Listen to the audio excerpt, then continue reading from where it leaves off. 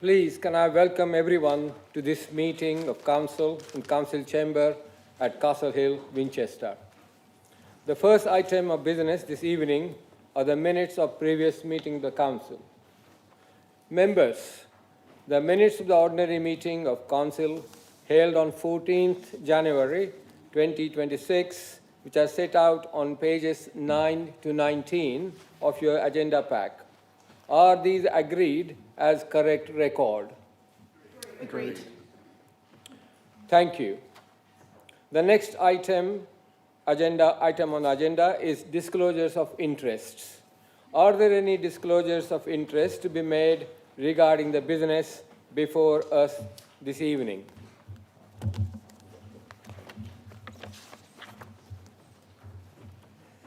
Mr. Scott, Councillor Scott. Thank you, Mr. Mayor. Not sure mine's working.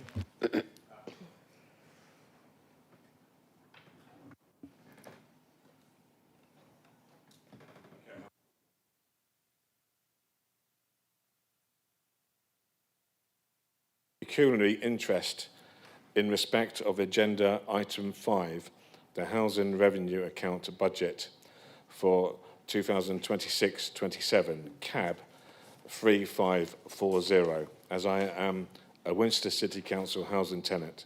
However, as there is no material conflict of interest in this item, I have been granted a dispensation by the monitoring officer that enables me to participate and vote on the matters in the report. Thank you, Mr. Mayor. Thank you. Councillor Williams, please. Thank you, Mr. Mayor. I need to declare that I have a disclosable pecuniary interest in respect to items on the agenda tonight due to my additional role as a Hampshire County Councillor. However, as there is no material conflict of interest regarding these items, I have a dispensation granted by the Audit and Governance Committee that enables me to speak and vote on these matters. Thank you, Councillor Williams. Councillor Pett, please. Thank you, Mr. Mayor. I too need to declare that I have a disclosable pecuniary interest in respect of agenda items due to being a member of the South Downs National Park Authority. However, as there is no material conflict of interest, I have a dispensation granted by the monitoring officer that enables me to speak and vote on these matters. Thank you, Councillor Pett. Councillor Wallace, please. I'd like to make the same declaration as Councillor Williams, as I'm a Hampshire County Councillor. Thank you. Yes, so Mr. Mayor. Councillor Warwick. Thank you, Mr. Mayor. I'd like to make the same declaration as a member of the Cabinet at Hampshire County Council. Thank you. Councillor Todd, please. Yes, I'd like to make the same declaration as well as a Hampshire County Councillor. I'd like to make the same declaration as a Hampshire County Councillor as well, please. And I'm not making the same declaration, but I am making a similar declaration to Councillor Scott. I need to declare that I have a disclosable pecuniary interest in respect of agenda item 5, the Housing Revenue Account Budget, as I'm a property owner with a connection to a council sewage treatment works for which I pay an annual fee. However, as there is no material conflict of interest in this item, I have been granted a dispensation by the monitoring officer that enables me to participate and vote on matters in the report. Thank you, Councillor Baker. Thank you. The next agenda item is announcements. Members, since our previous meeting last month, I have attended several events across the district, including taking part in a Rotary Club's pancake races on 11th February and Hampshire Chinese Association New Year celebration on 21st of February. On 23rd of February, I attended a launch of Winchester Chamber Music Festival 2026. On Thursday, the 12th of March, I'm very much looking forward to my community awards in Guildhall. Thank you for the nominations for your local heroes. Thank you also for your continued support for my charities. There are further charity events planned in 2026, including the Eggheads Quiz this Saturday and the ever-popular Pie and Mash lunch at Abbey House on 8th of March. On 13th of March, there is a talk by Lady Alison Wakeham about working for Margaret Thatcher. And then on 27th and 28th of March, there are Indian classical music evenings. On 25th of April, there is an organ recital at St. John's Evangelist Church, Northington. Please contact me for more details. Mr. Mace Bearer, Thank you for accompanying me this evening. Leader, do you have any announcements? Yes, I do, Mr. Mayor. So, at the last meeting of full council, I referred to the fact that I had responded to the government's consultation about local government reorganisation. We also had a debate about whether we wanted our elections to go ahead, and I think even by the end of that evening, I had sent the email in saying that I did want the elections to go ahead on behalf of us all, and referenced the cross-party support that we had for that position.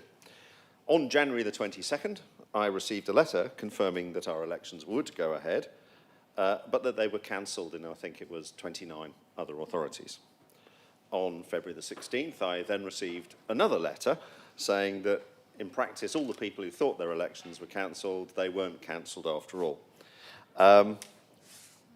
So that's been a source of joy, and I apologise to anybody who felt that our debate on whether an election was going to be delayed, that it turned out the government couldn't delay anyway, was a waste of time. But I think it was useful for us to express our opinions. On a more substantive level, we also had a letter from government asking us to respond to the design of the structural change order. And that had a whole wide range of questions like, how will the joint committee be structured that decides how local government reorganisation is organised between the announcement in March and the establishment of shadow authorities in April 2027? How would we like the councils to be called? You'll be pleased to hear that I suggested that the one that we put forward, which has 3 of us in the middle, would be called Mid-Hampshire. But what we actually, more importantly, asked for is we made it clear that we thought that the new councils, once the boundaries have been identified, should be able to come together and come up with a better name if they want. And of course, any council has the power to change its name whenever it wants, although it's not advisable, particularly when it comes to printing costs and the like. And another important question that we were asked was, would we like to synchronise our parish council elections with county elections? With the unitary elections or the mayoral elections, whichever elections happen to be happening. And on that one, we, I think, uniquely of any district, consulted our parishes, and they said, yes, please, we'd rather not be running elections on our own, because it would be rather expensive. So that has been, the response to government says something along the lines of, we think you should ask parishes, but by the way, this council has asked parishes, and this is what they said. And that was submitted to MHCLG on February the 17th. Now, in order to manage the process from this point onwards, we have set up a cross-party committee with the leaders of the Green and the Conservative groups that manages the local government reorganisation process along with members of Cabinet. And these responses were discussed with them as well. It is important to note that we do treat this all as if it's a fait accompli and definitely happening. I think the record of what's happened on the elections would say we can't automatically rely on that.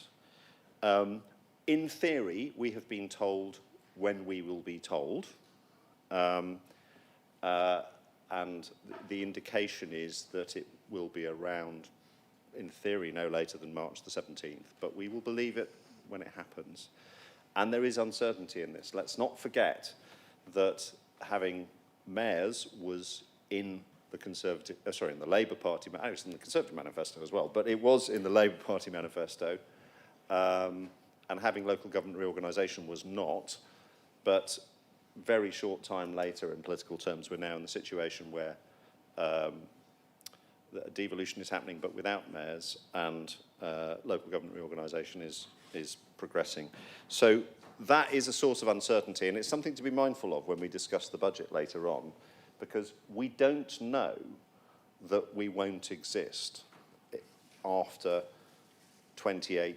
after 27, 28, when in theory we cease to exist. We have been thinking that way and we've been planning that way because it's a high risk that we need to address, but we don't know.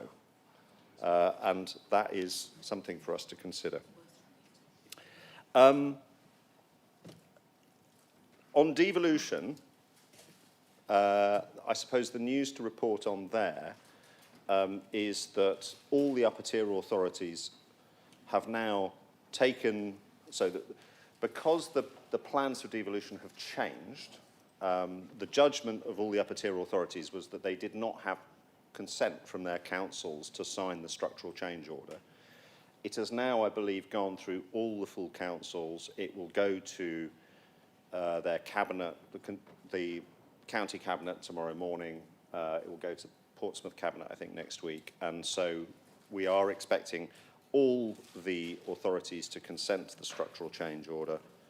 To the credit of our colleagues in the upper tier authorities, they have negotiated a better financial deal than was originally the case. So originally, the upper tier, or the combined authority, was going to get only a third of the funding until the mayor was in place, and it's now going to get 40%.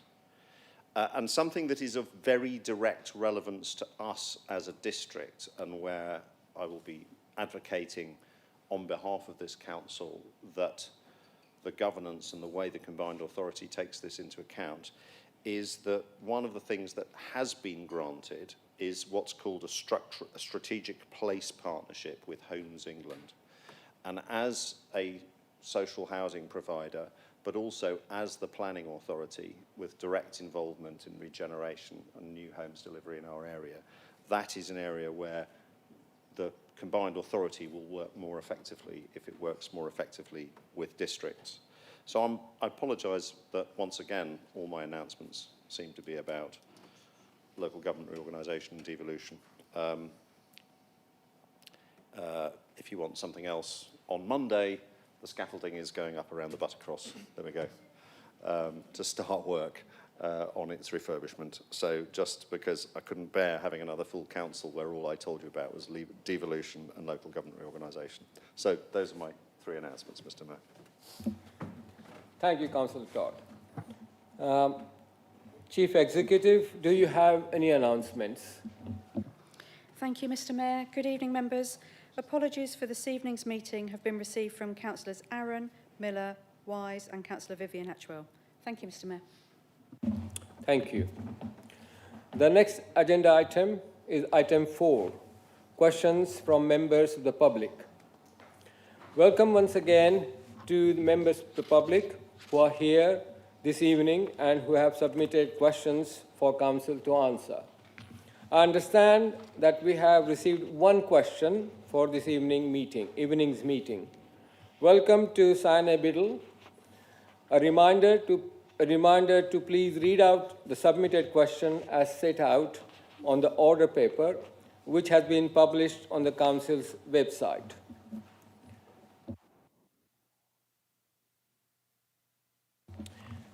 Please, could you address the meeting using the microphone?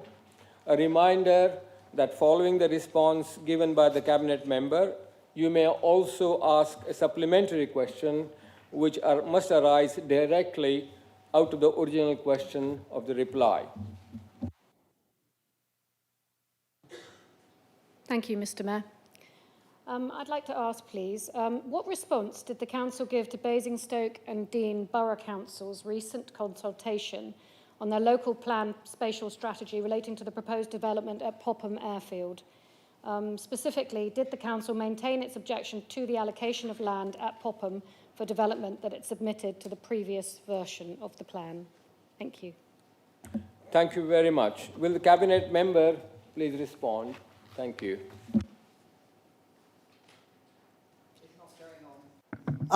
There it is. Good evening, Senior. The City Council's response was robust and challenged Basingstoke and Dean District Council about their choice of just two main sites for major development in their district. You'll be aware there's one on the east of the M3 and one on the west. Micheldever and Wanston Ward councillors were invited to work through the response with me and with our strategic planner, so it reflected their views too. We expressed serious concern about the impact of the proposed Popham development on the infrastructure in the Winchester City Council area, specifically the impact on future Popham residents travelling to the station at Micheldever Station. If this journey would be carried out by car, the volume of traffic would place a huge strain on the car parking, and if by bike or walking, the journey experience would need to be improved considerably, and costs covered by the developer. We also noted with concern the need for water and power resilience in the area and the emphasis on travelling west to the rural Micheldever station rather than the east to connect to Basingstoke, which is the natural focus for education, retail, jobs, culture and sports, and better rail connections. So, Winchester City Council urged Basingstoke and Deane Borough Council to liaise closely with Winchester City Council on this proposal throughout the process. Thank you. Would you like to ask a supplementary question? I wasn't quite clear from that response. Did you object or not? Sorry about that.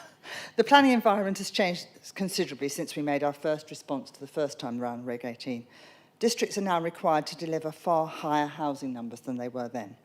The development of a local plan is a matter for each district council, but we have a mutual duty to cooperate between districts.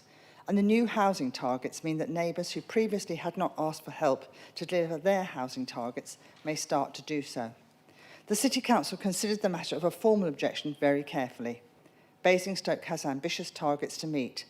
Objecting to their sites this time could put Basingstoke's plan at risk, but leaving them open to a failing plan or seeking homes from Winchester City Council under the duty to cooperate. Thus, on balance, we believe that objecting to that site could put Micheldever at greater risk of development. Thank you. Thank you, Councillor Porter. And to Sine Biddle for your question. Please may I remind you that your question and the answer will be published on the Council's website in due course. You are, of course, very welcome to stay for the remainder of the meeting, and you are invited to be seated in the public gallery. An officer will assist you. Thank you.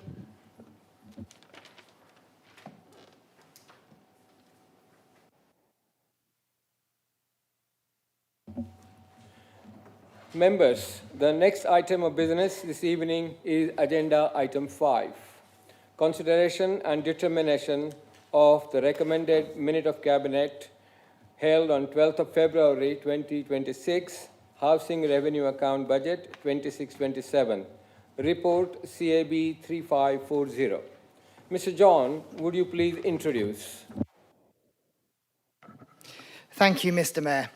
Agenda item 5 is the recommended minute of Cabinet held on the 12th of November 2026. This is regarding the Housing Revenue Account Budget for 2026-2027, which is set out on your agenda and in the draft minute on pages 21 to 23. Report CAB 3540 refers, and this is also included in your agenda pack. Please be reminded that this is a revised version of CAB 3540, and this is referenced in the draft minute of Cabinet. Please can I also advise there's a typographical error at recommendation 11 of the report, and the recommended minute reference to the CPI figure should in fact read September 2025, not 2024. In summary, the recommended minute of Cabinet is that Council approves the Housing Revenue Account Budget 2026-27, including the specifics as set out in recommendations 1 to 13, with the correction to recommendation 11 as just mentioned. Thank you. Thank you, Mr. John. Please, can I have a proposer for the recommended minute Cabinet? Thank you, Councillor Cutler. Do I have a seconder? Thank you, Councillor Todd. Do you wish to reserve your right to speak, Councillor Todd? Indeed.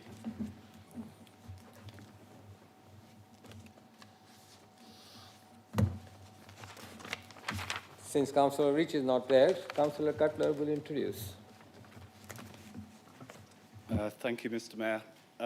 This report sets out the housing revenue account budget for 26-27 and the long-term business plan that underpins it. At its heart, this makes sure that the residents of our council homes have warm, safe, decent homes that are affordable both now and in the future. The HRA remains financially robust. We are presenting a balanced revenue budget, a capital programme that continues significant investment in our existing homes, and a 10-year new homes programme that supports the delivery of 1,000 additional affordable homes. That is a serious commitment to tackling housing need locally. Importantly, this report has been through the TACT board, our Tenants and Council Together Forum. Their feedback has directly shaped the final recommendations before you tonight. In particular, and in response to their feedback, we are proposing to extend the cycle for periodic external redecorations and to reinvest the savings from that change into more targeted work to tackle antisocial behaviour. That reflects what our tenants have told us matters most: safe, well-managed communities alongside well-maintained homes. On Monday, we also held a meeting of the Economy, Housing and Policy Committee to seek cross-party input into our approach to investment in homes beyond 2031. Members from across the chamber provided thoughtful and constructive suggestions. Officers are now considering those contributions carefully and will report back with further proposals in due course. Retrofit is also a central part of this programme. Improving insulation, heating systems and energy performance is one of the most direct ways we can help tenants with the cost of living by reducing the amount they have to spend to keep their homes warm. We are well underway with delivery. The leader and portfolio holder met with a resident on the 17th of February to see the impact of these works firsthand, and I expect he will provide further detail later in the meeting in response to a question from members.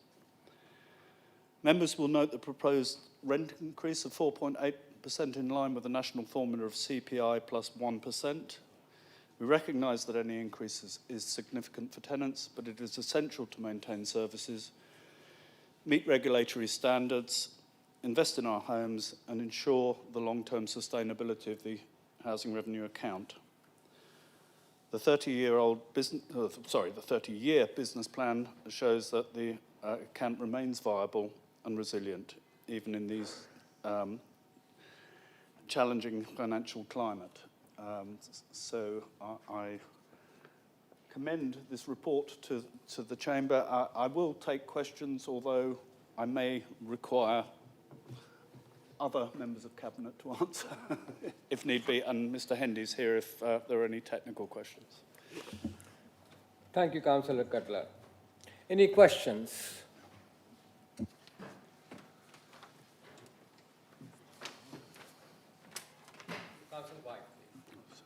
Councillor White, please. Thank you, Mr Mayor. There's some questions of clarification on the retrofit programme that was mentioned. Firstly, I'm pleased to see even more ambitious targets set for our retrofit programme, at least 87% of the Council's housing stock meeting EPCC by 2028, as mentioned in the report. However, there has been slow progress to date with this. The percentage of housing stock rated at EPCC has only increased roughly 2% in the last 2 years. Firstly, please could you clarify what has been holding back progress on this? Secondly, please can you explain in simple terms how we can realistically speed up progress and reduce costs while relinquishing government funding from DESNES? Thank you, Councillor White. Councillor Cutler, please.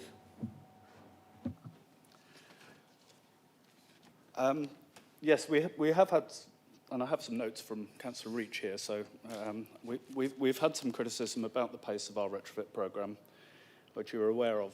One of the key interventions in our home is the installation of solar and batteries where possible. In November, the Department of Energy Security and Net Zero placed a stop on all battery installations pending review into the safety of such installations.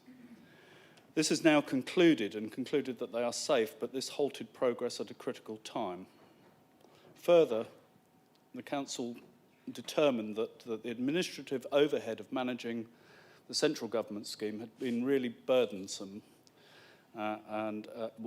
Because it mandated the use of a very few national contractors who then subbed the work out to other firms. In summary, it's bureaucratic and not best value. So we've decided to hand back the SHF funding to go our own way, allowing us to be more agile, install the systems that work for us, and also to increase the spend proportion with local firms and SMEs, which is, of course, a key part of our council plan. The latest figures for the expected number of interventions by the end of March is for us to have carried out 511 retrofits or interventions to 340 homes. So this represents a substantial increase in the rate of improvement on that, and I think that will be reported to at the next quarterly report as well. Thank you, Councillor Cutler. Councillor Lee, please. Yeah, thank you, Mr. Mayor. Before I start, I'd like to thank the Finance Director, Mrs. Keys, and the team for their hard work in producing the budgets before us this evening, and for proactively approaching and dealing with the unexpected and late government financial settlement only 2 weeks ago. Well done to the finance team. My question relates to, obviously, the converging pressures with the need for savings. But specifically, it's about rural tenants' cost of living, which is higher than urban and peri-urban areas, and therefore more vulnerable, I would suggest, to rent increases. So I'd be grateful for comment from Councillor Cutler about what I call the one-size-fits-all average rent increase for the whole of the district for 26-27 for all affordable shared ownership and social housing of 4.8%, and whether that is appropriate. And furthermore, my rural tenants, I believe, need some peace of mind that on top of that, they need some reassurance that, especially in the Central Meon Valley, that the rent increases will not be accompanied by delays, given the pressure on the HRA to repairs, void works, or energy efficiency upgrades and service standards. Thank you. Thank you, Councillor Lee. Councillor Cutler, please. This is one of the questions where I can't claim complete expertise, but I would imagine that it is virtually impossible to have a differential, and how one works out how a differential increase would even begin. We're also talking, and partly because of yet another government delay in introducing something of rent convergence, because obviously our rents vary depending on when they started, and so some of the social rents are fairly low. It would be a very complex system, I think, without rent convergence in particular, to try and implement a differential rate of increase. And it would also then start leading us to longer-term differences in rents that would be very difficult to manage. In terms of the speed of repairs, I don't think there's any difference in the approach to anywhere else, so whether they're urban or whether they're rural. So I can give a guarantee that there is no differential there in rural areas. Thank you, Councillor Cutler. Godfrey, please. Thank you, Mr. Mayor. The challenges facing the council in delivering affordable new council homes have been laid bare most dramatically on 3 sites in my ward, in Micheldever and in Sparsholt. Rather than just buying up newly built homes at full market price, as indicated in this budget paper, or accepting the inflated prices being charged for small developments in Winchester, what steps have been taken to find ways to reduce the cost of delivering new council homes in Winchester? Thank you, Councillor Godfrey. Councillor Cutler, please. I'm afraid I don't think that is something that I'm in a position to be able to answer. Perhaps Mr. Hendy would be able to contribute at this point. Thank you, Councillor.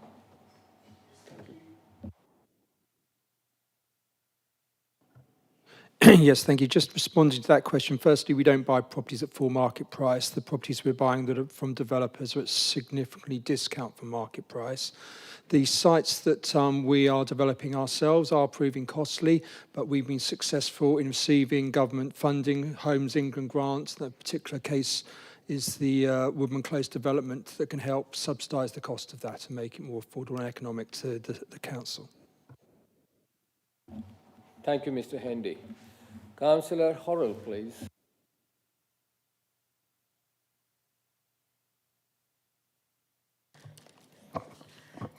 Mr. Mayor, thank you.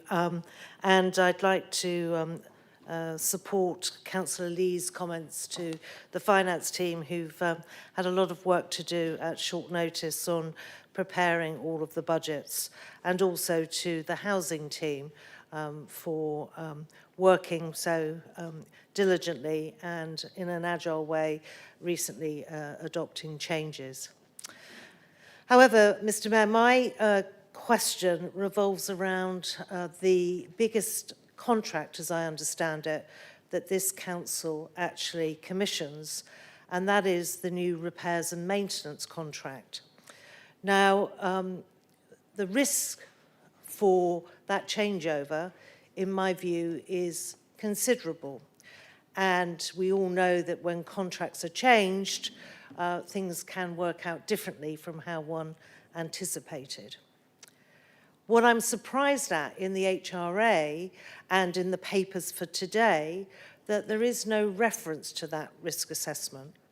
I'm advised that this is on a list elsewhere in the council, overseen by the senior officers, but given it's one of the most significant elements that will ensure the ongoing quality of our council homes, I think it is important that this council and all councillors understand where we are with that contract renewal and the risks that we think we may actually have to mitigate as a consequence of the changeover. So, Mr. Mayor, I'd be grateful for a better clarity on that particular very significant element that will impact the HRA next year. Thank you. Thank you, Councillor Horrell. Councillor Cutler, please.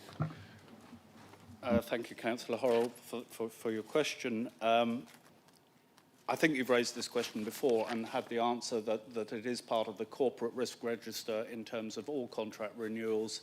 They are always a risk. It's been one of the areas that I've been very keen to make sure that the risks are recognised on that, and that we have far more robust contract management than we have in the past. I mean, there are certain areas that have needed improvement, and I think we're getting there with that. I entirely recognise your point that this is a big risk of the change, but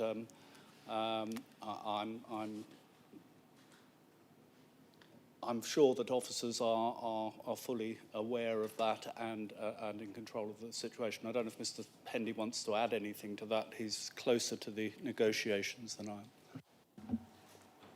Mr. Hendy, would you like to add anything? Yes, thank you. We are in the process of concluding the submissions from contractors for that contract as we speak. Clearly, it's too early to make any comment on that at the moment, and the level of risk will be determined by the successful contractor. I can say that the incumbent contractor is one of the bidders for that contract. Thank you, Mr. Hendy.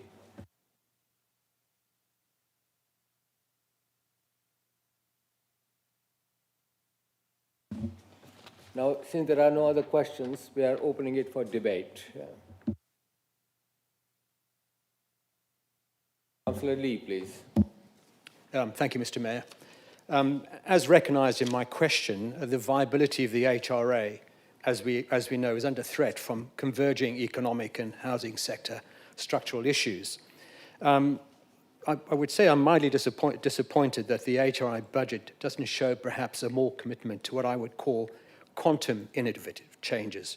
Perhaps a deeper look at use of modern methods of construction, more sustainable maintenance techniques. Of course, I appreciate this is not easy to magic up, particularly big changes, given limited resources and time needed to scope and put these in place. But I do think in the next financial year, hopefully there's an opportunity for this, and looking and applying carbon value, internal carbon credit thinking within the HRA, monetizing that. It won't generate huge sums, but it can provide some meaningful financial and environmental benefits. It's win-win. Our tenants value our HRA homes. They're one of the council's crown jewels, which I hope will thrive in the future, whether under LGR or not, and provide benefits for our tenants. I hope we can step off in the new financial year with more forward thinking to identify innovative sustainable measures so that we can sustain our HRA, future-proof it, and ensure that the quality of our housing stock for whatever unitary authority is formed under LGR and our tenants is taken forward. Thank you.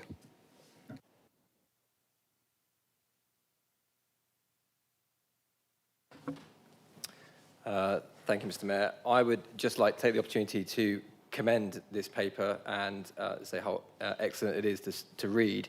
A few points to make. Firstly, praising the character of this council that's reflected in this paper, the fact that we are a listening council, especially to TACT, and it's very positive, the input they've made into this paper. I note 4,000 tenants and leaseholders were sent consultation papers, and that's absolutely brilliant that we continue to be a listening council on the HRA. I'm grateful to hear the praise, and I share the praise for the ambitious retrofit programme here. And Councillor Cutler's assurances about driving this programme forward are very positive.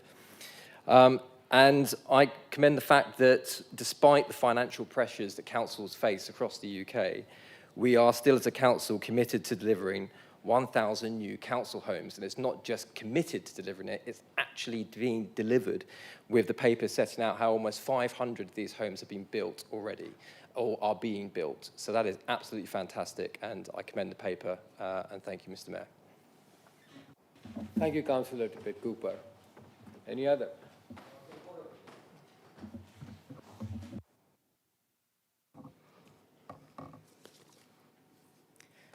Mr. Mayor, thank you for allowing me to speak at this point. And as I said earlier, congratulations to the housing team for managing such a crucial and complicated part of our City Council work, and for ensuring we provide decent homes and communities for our residents.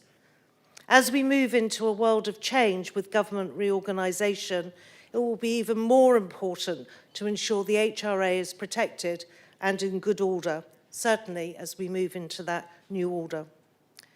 And, of course, that we meet our regulatory obligations and that we continue to deliver quality homes.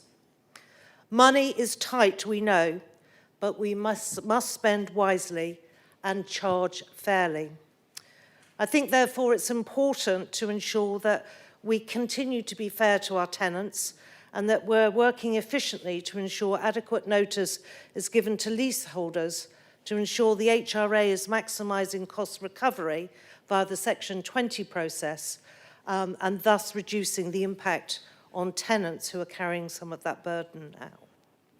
Likewise, Mr. Mayor, we must continue to tackle the imbalance in our fees for the sewage treatment works that we own between tenants and homeowners, and to make improvements to them. We know the scope of this issue, we just need to keep at it and ensure that that balance is corrected.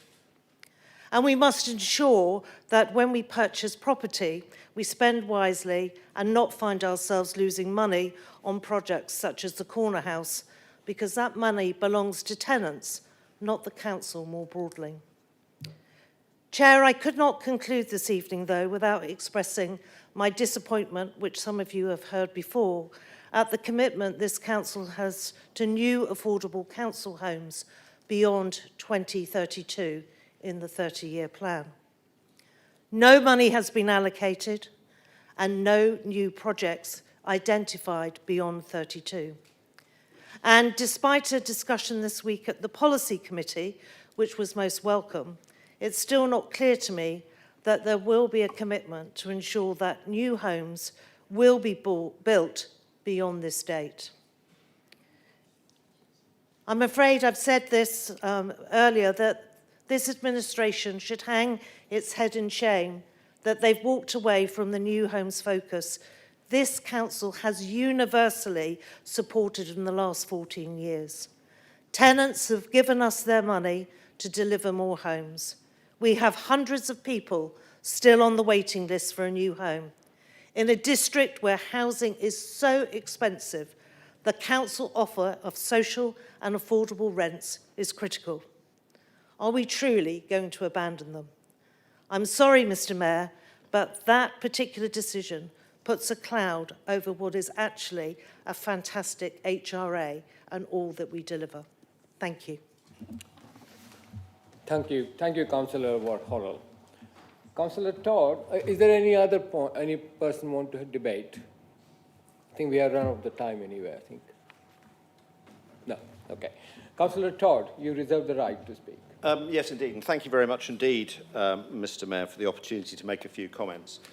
This budget plan that you have in front of us for the HRA, it's positive, it's practical, it puts tenants first, it's going to cut carbon, it's going to cut bills, and it's going to deliver 1,000 new council homes. And that commitment to delivering those houses is absolute, and we want to do it at pace. We want to actually get it done more quickly, which is one of the reasons why you see the figure not continuing beyond 2032 in the current plan. It is because we have consciously made the decision to accelerate delivery of council housing and do it more quickly. And I suppose the other point to say about that is we live in a world where everything is changing on that subject. I just talked about the fact earlier on that the new combined authority is going to have a strategic partnership with Homes England. The funding environment is changing. I had a letter, I think it was today or yesterday, from government outlining new funds that will be made available to deliver new council houses, and we would see that as being on top of our current target, and of course we will be bidding for those funding. We are ambitious to deliver more homes. We are ambitious to look after the homes we've got. Now, there is a conflict within the chamber this evening. Councillor Horrell rightly says that the change of our maintenance contractor is a high risk and needs to be carefully done. And that is why it is being handled through a separate process. So that is why there was a separate cabinet decision. There will be another cabinet which outlined the risks associated with the project and the actions that would be taken to address it. And that's why it will go through cabinet or cabinet housing before the final contract decision is made. It's getting dedicated attention. This is not the kind of thing that should be handled with one line in the budget report. And I would stress also that our focus in all of this is going to be quality and reliability and value. And I realise it may be a disappointment to Councillor Lee, but we are not going to use our tenants as a test bed for new technologies. They are going to get the service that they demand. They're going to get reliable repairs and maintenance, and we're not going to be experimenting with their homes, which is what he implied. And indeed, there was an interesting question earlier about cutting the rate of rent increase in central Meon Valley. The figures are unambiguous about this and how it would work. That means that the Green Party supports putting rents up faster in Highcliffe, Winnell and Stanmore for our council tenants. That is an automatic consequence of that approach, unless you are going to start taking council houses out of the plan or environmental initiatives out of the plan. You can't rebalance in the way that he suggested without inflicting higher rent rises on the poorest communities in the district. Particularly Stanmore, which is the greatest area of deprivation that we have. And they would be the people who pay the price for the Green Party policy in this particular case. And I would also stress that there's a point in terms of why we're proceeding as we are on the retrofit programme. And the answer is that we're doing some of the hardest and most expensive houses first.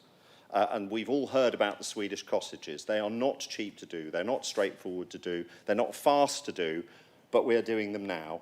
and that is the right thing to do in order to ensure that we can deliver at the pace as we move further into the programme.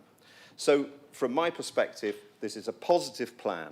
It does the right thing for tenants. It's a fair plan. It puts tenants at the heart of everything we're doing. We've developed it in partnership with TACT. It cuts carbon, it cuts bills, it delivers for the future. It will support the people who need housing support, and I commend it to this council. Thank you, Councillor Todd. Councillor Cutler, do you wish to sum up? I think Councillor Todd has done a fairly good job of summing up here. I will just add, I mean, we mentioned in the early stages that that TAC were fully involved in this. In fact, one of the points I didn't raise at the time was that I think the response rate was more than 250 tenants responded to this, which in the past has been in the sort of 20s or 30s. So our communication there is far more effective. And the other point I'd like to make, and Councillor Todd talked about LGR earlier, one of the things we need to recognise is that, yes, we need this HRA in robust good health when it transfers to the new authority. But when it transfers to that authority, it will be that authority that are taking the decisions on the longer term plan, not us. So it is to a certain extent irrelevant how many houses we put in the future beyond 2032. We need to make sure it's a robust process. But what is crucially important, if LGR goes forward, we are likely to be partnered with the areas that are not used to having an HRA.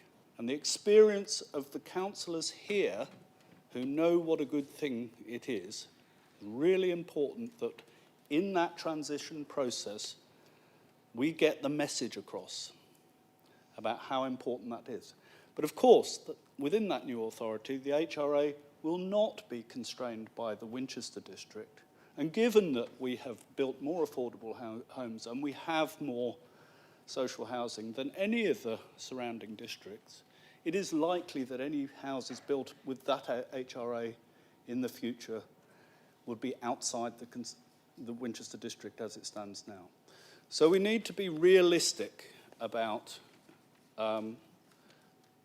where the HRA will be, and I think it's really important for those of us that have very strong attachment to the HRA and the importance of it, that we make sure that in a new authority there is understanding of how an HRA works. Thank you, Mr. Mayor. Thank you, Councillor Cutler. Thank you. Is the recommended minutes of the Cabinet as set out on the agenda and in the recommended minutes agreed? Please, can I see a show of hands, please?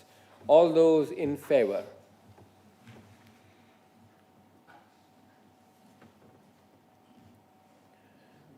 All those against? Are there any members wishing to abstain? One.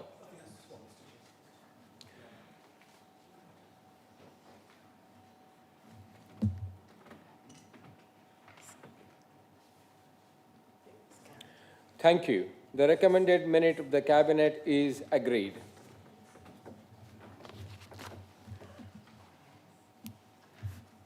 Thank you. The next item of business this evening is agenda item 6. Consideration and determination of the recommended minute of Cabinet held on 12th of February 2026, General Fund Budget 2026-27, Report CAB 3541. Mr. John, would you please introduce? Thank you, Mr. Mayor. Agenda item 6A is the recommended minute of Cabinet held 12th of February 2026 regarding the General Fund Budget 2026-27, and this is set out on your agenda and in the draft minute of Cabinet on pages 57 to 60 of your agenda pack. Report CAB 3541 refers, and this is also included on pages 61 to 91. Please be reminded this is a revised version of CAB 3541, and this is referenced in the draft minute of Cabinet. To conclude, Council are recommended to agree the level of general fund budget for 2026-27, including the specifics as set out in recommendations 1 to 12 in the recommended minute and report. Members, please note that following consideration of the general fund budget for 2026-27, Council is then required to consider the council tax resolutions for 2026-27, which is agenda item 6B on pages 93 to 99 of your agenda pack. Members are also reminded that a recorded vote is required by legislation on motions, amendments or substantive motions related to the approval of the general fund budget and for the setting of council tax. Finally, can I please also advise that with regards to general fund budget 2025-26, we will firstly take recommendations 1 to 7 and following those recommendations 8 to 12. Consideration of the council tax setting will then also be a separate resolution of the council. Thank you, members. Thank you, Mr. John. Please, can I have a proposer for the recommended minute of the Cabinet? Thank you, Councillor Cutler. Do I have a seconder?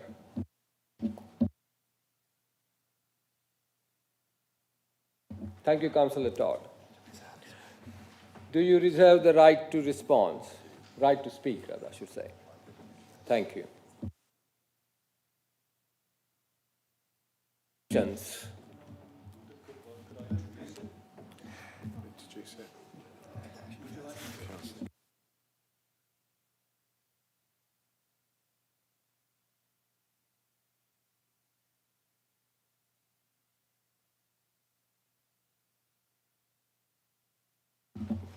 Can you please introduce Councillor Cutler? Thank you. Thank you, Mr. Mayor. I thought I was going to be spared that pleasure. But once again, you have me. Councillor Todd referred to local government reorganisation earlier, and I make no apology for continuing that theme because local government, LGR presents us with a significant challenge over the next 2 years. Considerable resources will be required, particularly from senior leadership, in order to ensure that there is an efficient and orderly transition to a new unitary authority. It's crucial that we ensure that there is sufficient capacity within the council to deliver and continue to improve our core services. Business as usual cannot be compromised. Therefore, as I set out in the November MTFS paper, our budget options are limited. In the November MTFS paper, we were in our usual position of only being able to estimate what we might receive from government, from the government funding settlement. The only certainty was that government were going to implement the fair funding review and provide a 3-year settlement. The announcement of the provisional figures just before Christmas appeared to put us in a marginally better position than predicted for the first year. But although a balanced budget was possible for 3 years, the cliff edge of a significant deficit in 29-30 increased to 3.6 million from the 1.85 million forecast in November. However, as previously reported to scrutiny in Cabinet, on the 9th of February, government announced that there had been an error in its calculation of the provisional figures and its calculation of the damping arrangement for the 3 years before we hit that cliff edge. And that error was in the region of £1.4 million for each of the 3 years. Government accepted that it would be unfair to impose this reduction so late in the budget cycle. I mean, I think it's unprecedented that there's been a change between the provisional figures and the final, or significant change between the significant figures, the provisional and the final figures. And so they've given us a grant for that 1.4 million for this year, but that 1.4 million each year for the following 2 years will be reduced. There will be a reduction in that level. That represents 19% of the revenue that we receive from government, which is pretty significant. Consequence of this is that we can only show a balanced budget for this year and next year, with a deficit of 1.5 million in the third year, predicted for 29-30, and a similar £3.5 million deficit in the following year. These numbers are highlighted in, this also creates a knock-on effect on our reserves, and the numbers are highlighted in the pack in yellow in appendices C, A and C, where they've changed from the published figures for Cabinet. However, this government miscalculation does not materially affect the budget that we propose for 26-27. Appendix B summarises the areas of budget growth and savings resulting in a minimal increase in the baseline budget. These proposals maintain our core spending on key council plan priorities and will enable us to maintain and improve services to our residents during this difficult transition period. We continue to uprate our excellent council tax reduction scheme along with maintaining the exceptional hardship scheme.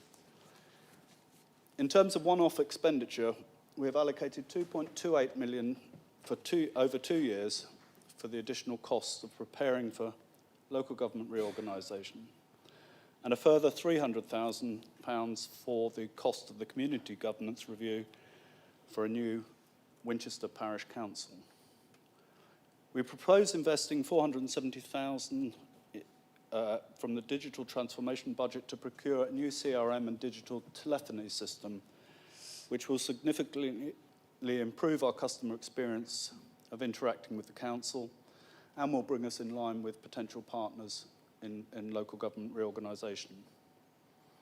We propose a below-inflation increase in council tax of 2.95% across the district, which will result in a Band D increase of £4.38 to 168.66, or 163.66. Council, this budget will enable the council to continue to deliver business as usual for our residents during what will be a difficult and resource-intensive 2 years as we transition to the new unitary authority, as well as continuing to maintain substantial resilience against unexpected events, such as mentioned by Councillor Todd, the possibility that it doesn't happen at all. So I'm happy to take questions on this budget. Thank you, Councillor Cutler. Councillor Lee. Thank you, Mr. Mayor. A couple of very quick questions, if I may, Councillor Cutler. You mentioned the expectation of LGR, but do we have any sense of what that size of the expectation of the LGR costs will be? Obviously, that depends. And how much have we spent on LGR so far? And my second question would be, the budget obviously signals a scaling back of some of our delivery ambitions, and I understand why that is. But in terms of core budget issues, are we including Greener Faster programme in the core, and are our community grants also part of the core? And if they're not, how much has that been pared back? Thank you. Councillor Cutler, please.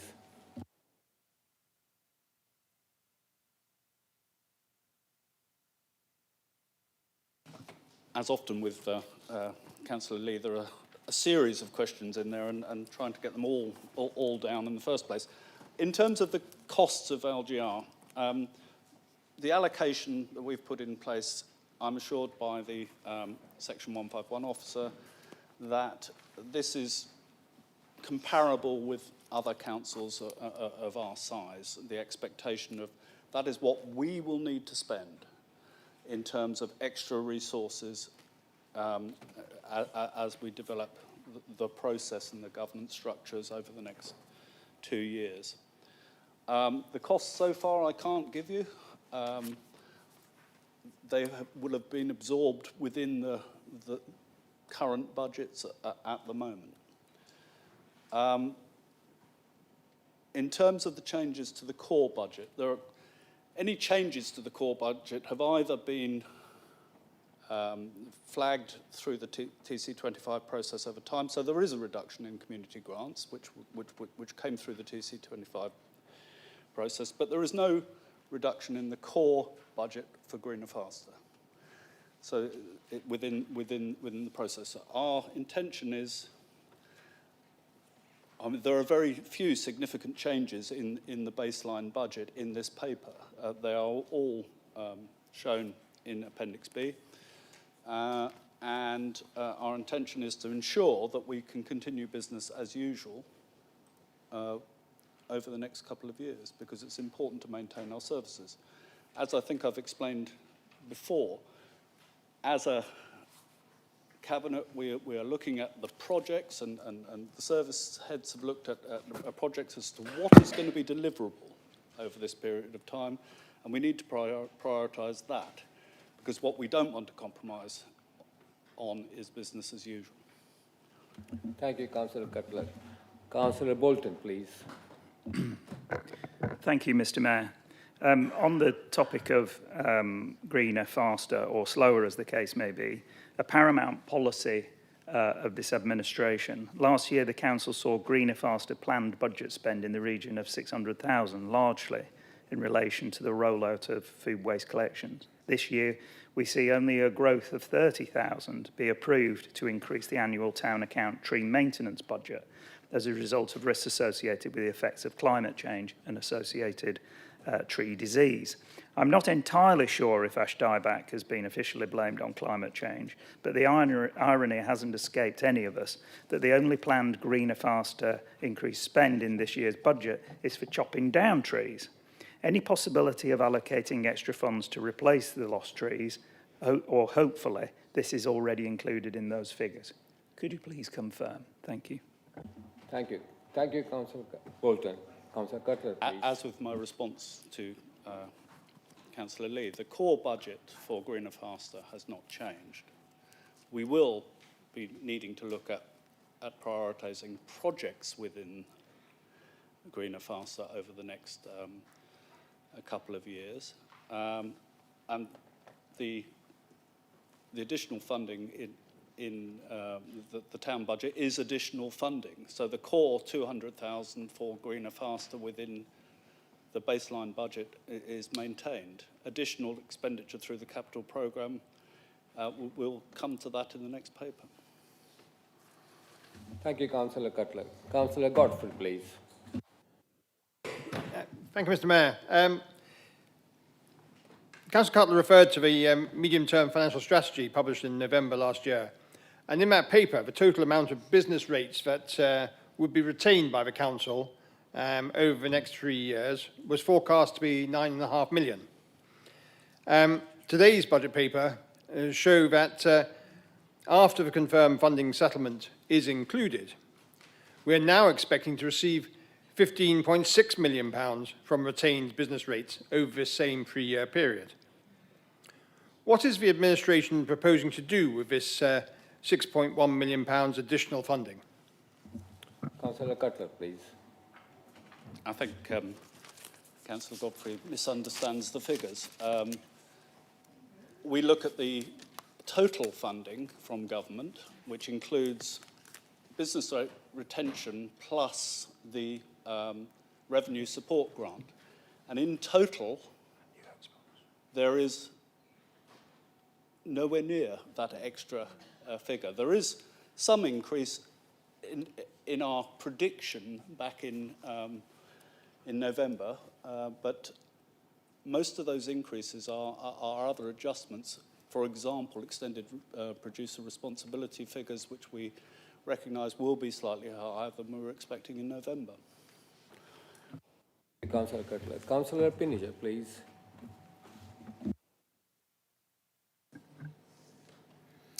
Yeah, thank you, Mr. Mayor. Residents of Alresford and the Isham Valley include some very keen number crunchers. And they are asking if LGR goes ahead, which we appreciate it may not, what's going to happen to Winchester City Council surpluses?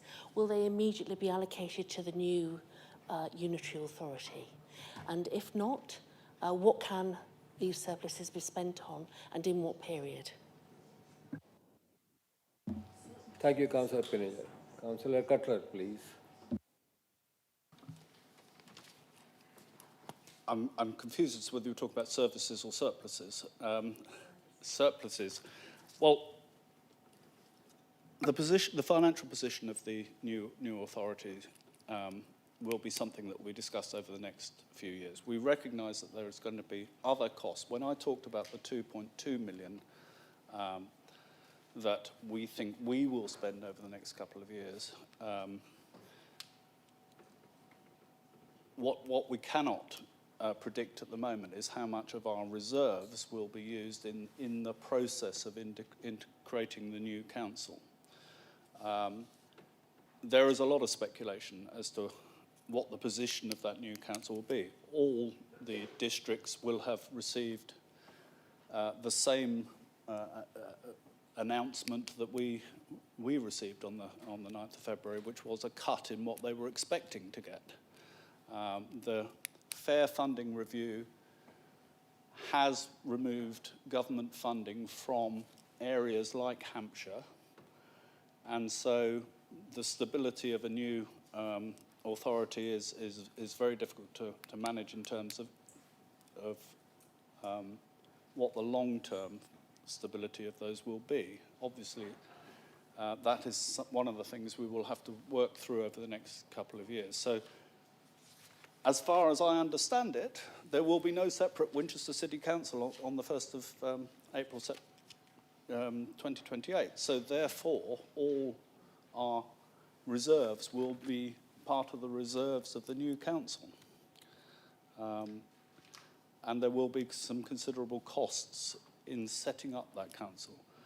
If you'd asked me what I initially thought was your question, which was about services, I would say that there are certain services that will continue as they are now because they're based on the contracts that we have. And that would have been a lot simpler answer. Thank you. Thank you, Councillor Cutler. Councillor Porter, please. Thank you. I just wanted to say that just for the avoidance of doubt, it's not this chamber we're improving, it's the Guildhall that we're improving. I just wanted to ask if Councillor Cutler would like to explain why we need to spend 1.7 million, please. Councillor Cutler, please. We believe that it's important that the Guildhall, when it is transferred along with all our other assets to the new authority, is in a fit state to be able to be commercially viable, for us to be able to put in place an operator that will run that building between now and vesting of the new authority. And so it's vital that we put the funds into get it to a position where it is commercially usable. Councillor Todd could probably go into a lot more detail about it as a portfolio for asset management, but I don't think this is the place for that at the moment. What's key is that a new authority will not necessarily have the same attachment to the Guildhall as we have. And if it's commercially viable at that point, they'll be quite happy. If they're not, who knows, depending on what the political makeup of that new authority is, it's quite possible that it may be seen as more of a millstone unless that work is done at this stage. Thank you, Councillor Cutler. Councillor Bolton, please.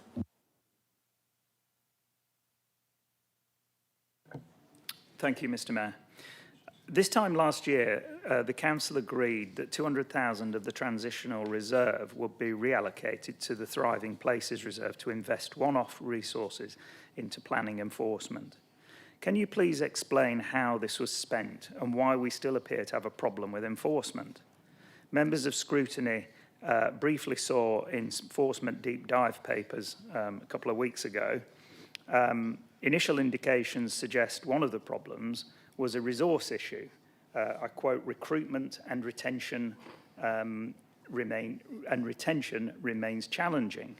If that is the case, why are we not proposing to invest more in enforcement this year? Weak enforcement sends the message that it doesn't pay to do the right thing, and apply for planning permission before you build. Thank you, Mr. Mayor. Thank you, Councillor Bolton. Councillor Cutler, please. I wondered if Councillor Porter might be better placed to respond to this, but as Councillor Bolton has pointed out, recruitment and retention is the difficulty. It doesn't matter if we spend even more money on it, whether we'll be able to recruit and retain people. It doesn't, you know, just throwing money at it doesn't necessarily make the problem go away. But Councillor Porter may have further comment on that. Thank you. Yes, we have spent a lot on that 200,000. We've recruited people and we've lost people. And we have also taken on Sarah Armstrong, who's our manager. And we've recently, only this week, taken on another member of the management team to help that and support that department, the enforcement department. So it's a constant piece of work to ensure that we keep the number of people in enforcement up to standard, not just anybody, not just an agency, but people who are experienced in enforcement. Thank you, Councillor Porter. Councillor Batho, please. Thank you, Mr. Mayor.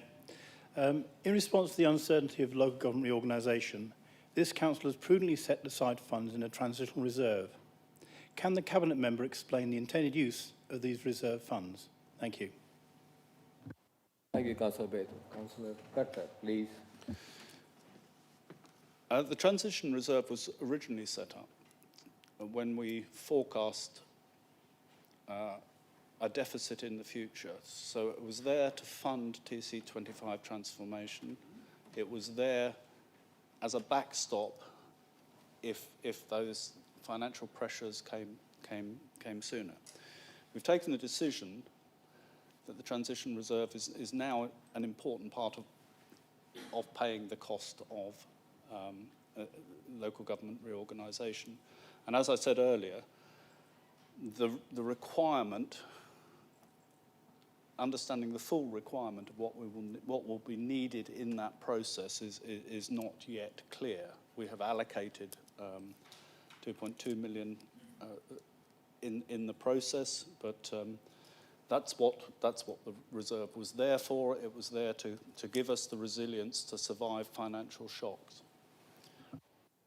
Thank you, Councillor Cutler.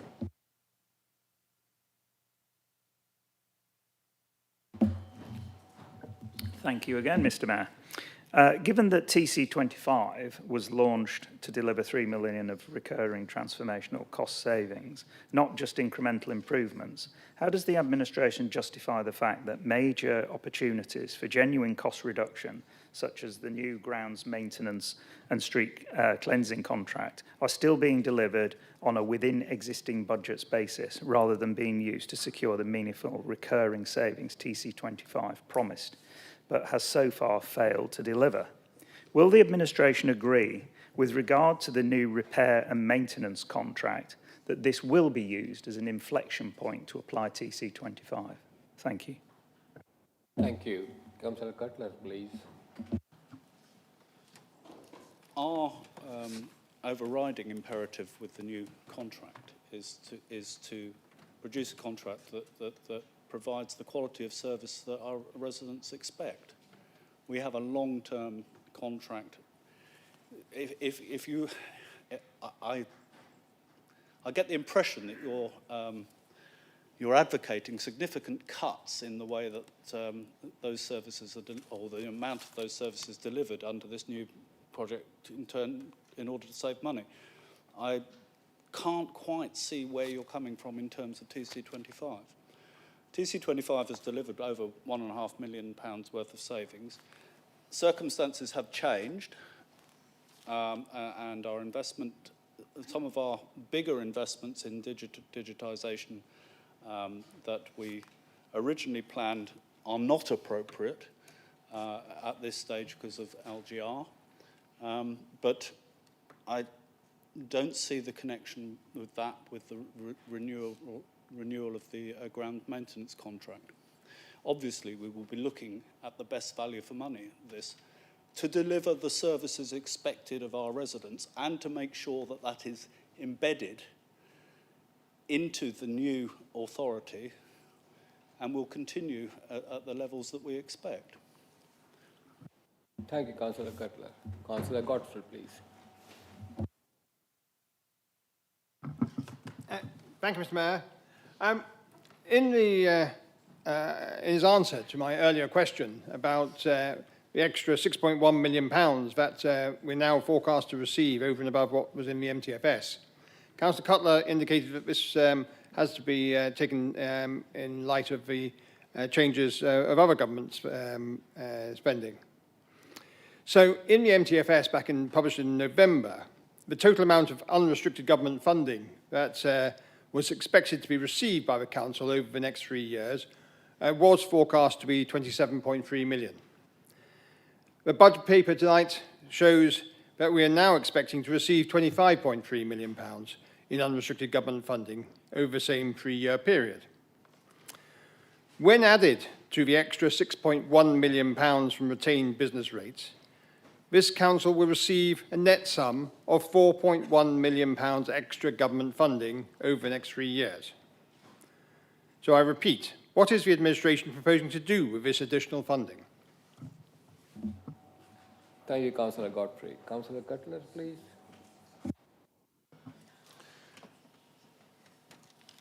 Councillor Godfrey, I think, is misunderstanding the process here.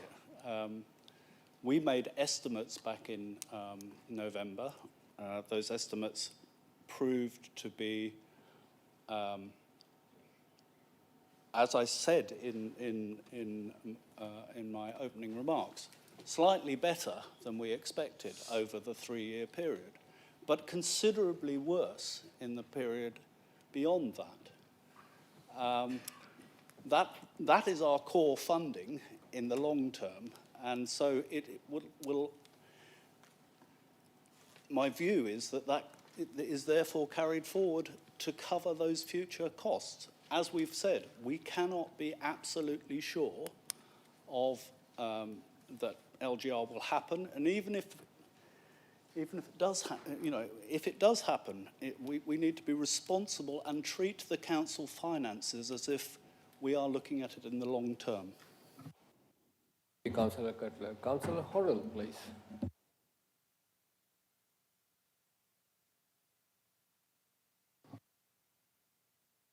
Mr. Mayor, thank you.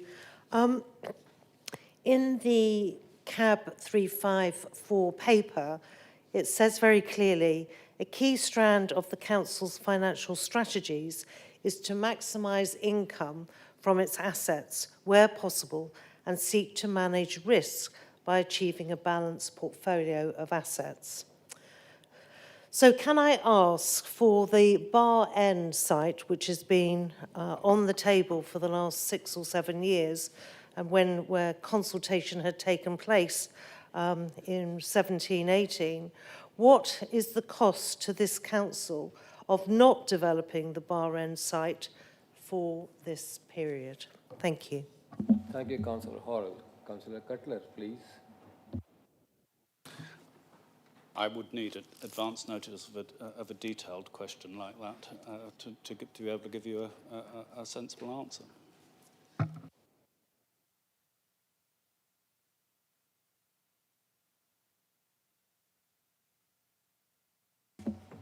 I see no other questions, so I'm now open for the debate. Councillor Lee, please. Thank you, Mr. Mayor. Clearly, the realities are stark.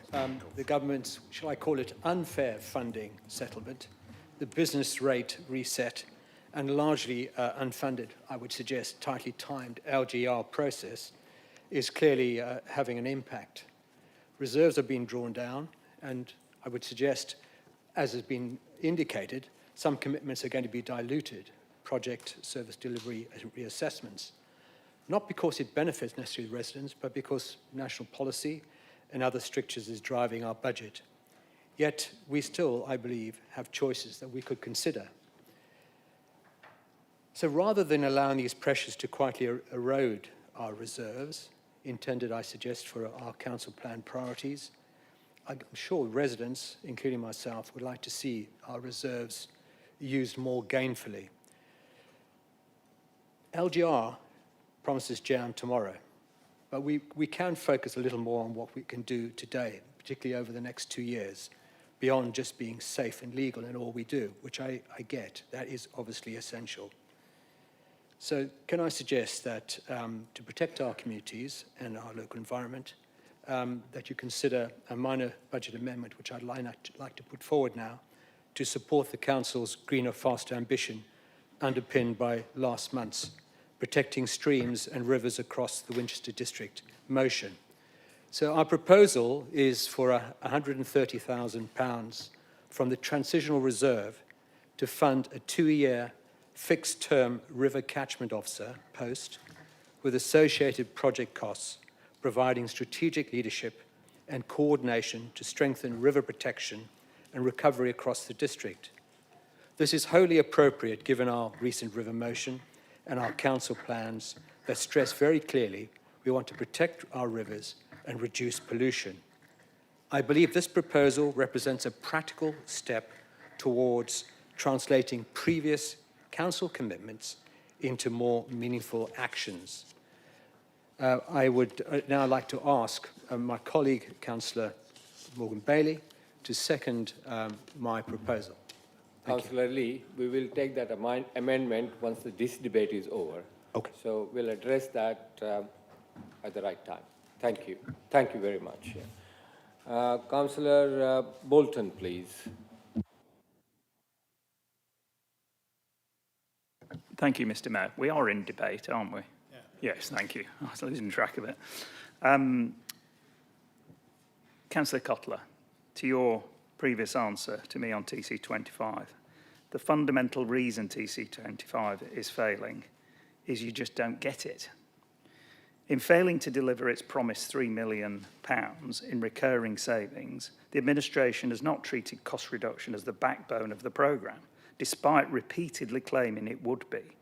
Instead of driving the kind of deep service redesign, operational efficiency and structural change that transformational savings require, the Council has leaned heavily on revenue-raising measures that are slow, uncertain and inherently unreliable for closing long-term budget gaps.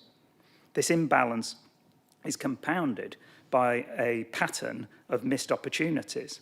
The major procurement exercises, such as the ground maintenance and street cleansing contract, the new repair and maintenance contract, are being renewed on a within existing budgets basis rather than just being used as strategic levers to extract significant efficiencies or redesign services.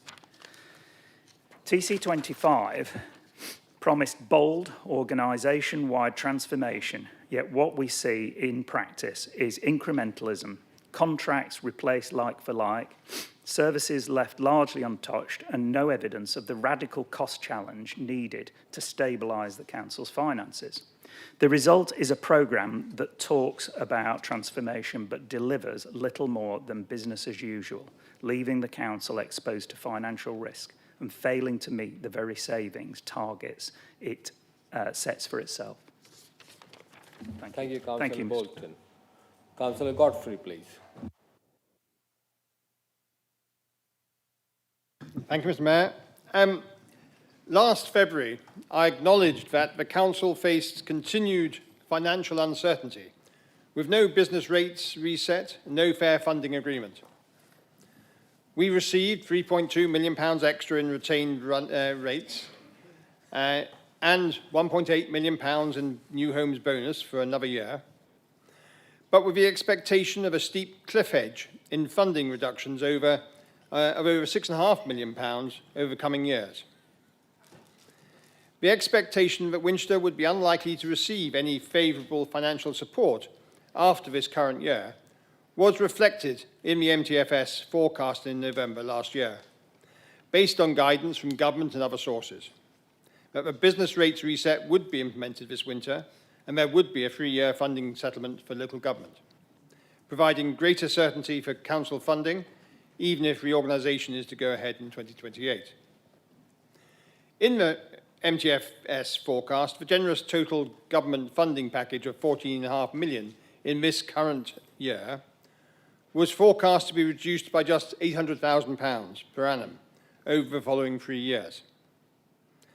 As we can now see from the tables in front of us, the government has been even more generous than was expected back in November, with less than £800,000 reduction in total by the third year, mostly due to an extra £2 million per annum being allocated to City Council coffers from retained business rates over these 3 years. With the additional one-off support grant adjustment of £1.3 million for this coming year, any financial uncertainty has been largely removed for what is expected to remain of the life of this council. However, the problems in managing how taxpayers' money is used remains. As my colleague has mentioned, the strategic programme TC25 to save £3 million per annum is still limping along, claiming some meagre savings, which we see in this budget are completely overshadowed by rapidly increasing expenditure on running the council. Another senior manager, higher utility costs, and a huge cost to repair the Guildhall, just so it can remain shut. I'm astonished that no new budget is being set aside to help residents to reduce the environmental impact that they are having. Why is there no help to guide homeowners to insulate more effectively? Why no funding to support local energy saving projects? Why even the very promising community-led energy generation planning project, which so many were expecting to lead to some large, exciting schemes within the district, seems to have totally run out of steam. We have the money. It just seems that the administration has no idea about what to do with it. Climate crisis? What crisis? Greener, faster is just so much hot air. I urge you to get on and do something worthwhile. There are so many other urgent matters that need the Council's attention, some of which are, to be fair, receiving it, including the long-awaited upgrade of some IT systems and investment in our car parks across the district. But this budget is unambitious, seemingly neutered by the prospect of local government reorganisation. Council tax is being raised by the maximum amount possible, and so much money is being squirreled away in the reserves just in case there is a problem in the future. There is far less uncertainty about the financial future now, and we are being given a bonus settlement that we should be using more effectively today to deal with those things that we all want to see improved, particularly with the cost of living, the economy, and the climate crisis. Thank you. Thank you, Councillor Godfrey. Councillor Power, please. Thank you, Mr. Mayor. First of all, I have some good news for Councillor Bolton. The evidence we are seeing is that when ash trees have been felled, we get significant and robust epicormic growth, and the amount of carbon sequestration because of that is far greater than were we to plant whips or indeed any other small trees, requiring an awful lot of aftercare. I don't share Councillor Cutler's attachment to the Guildhall, but even I recognise that if you don't do maintenance when things go wrong with a building, it doesn't get any better. It is a listed building, we have a duty to conserve it, and therefore we have to spend the money, much as it hurts me to support this. I'm very amused by Councillor Godfrey suggesting we do more on carbon reduction and greening, because I think it was about 2 years ago he proposed that we didn't do any work on climate change in order to save money. This budget is necessary. Local government reorganisation is probably going to get us, and we are on a voyage to the unknown. So I feel it is prudent to keep our reserves because I think we might need them for something. And if not, we can find a way to spend them. Thank you, Mr. Mayor. Thank you, Councillor Power. Councillor Tippett Cooper, please. Thank you very much, Mr. Mayor. I'm beginning to see why the Conservative-run County Council is in such a dire financial situation, because despite having the long-term financial uncertainty explained to them again and again, it seems that they're suggesting we gamble the very well-maintained financial position we have, that is taxpayer money, and I would not like to go to a casino with Councillor Godfrey. There are huge numbers of positives in this paper, and I agree with Councillor Power about the approach to the reserves. Firstly, the investment in digital transformation is a really important investment. There is nothing more fundamental as a council and as councillors that we have connection with our residents, and we do everything possible to improve those connections. And that's what these funds will do. Residents want to be able to deal with the council matters quickly, with minimal stress, minimal fuss. It's constantly something we hear, and this is what this investment in this paper will do. So this is a paper that champions connection with residents. You ask anybody what makes Winchester special, and one of the answers you'll get is Winchester's heritage assets. And this council has shown time and time again that it has a constant commitment to preserving our heritage assets. Winchester Guildhall is a Grade 2 listed building of Victorian grandeur. It is the architectural heart of this city. And it's a heart that needs a little medicine, which is what this paper is doing. And we cannot allow it to fall into decline. The recommended work not only makes sense, given that we can make revenue from the Guildhall hire and things like that in future, but also it is part of that overall commitment to preserving our heritage assets. So we've had recent works with the King Alfred statue. We have work starting on the Buttercross on Monday. Hydegate works are planned, and now we are looking to preserve the Guildhall. We are a council that champions our city's heritage. And finally, we are a council that champions our residents' welfare. It is fantastic to see we're investing in speed safety devices, which is really important for residents in my ward, on Hyde Street in particular, and North Walls, who are desperate for slower cars and safer streets. And finally, it's a budget that shows commitment to help those who need financial support the most or on low incomes by carrying forward a balance of the Exceptional Hardship Fund. The cost of living crisis is still very much with us, and it's important that we do everything possible to help people in crisis. In my ward, this council continues to support Unit 12's food pantry. That pantry supports around 300 households a month. And this sort of council tax support is yet another step this council is doing to help those who are experiencing the worst of the cost of living crisis. So it is a budget that champions residents' welfare, and I commend it and approve it. Thank you, Councillor Tippett-Cooper. Councillor Chamberlain, please.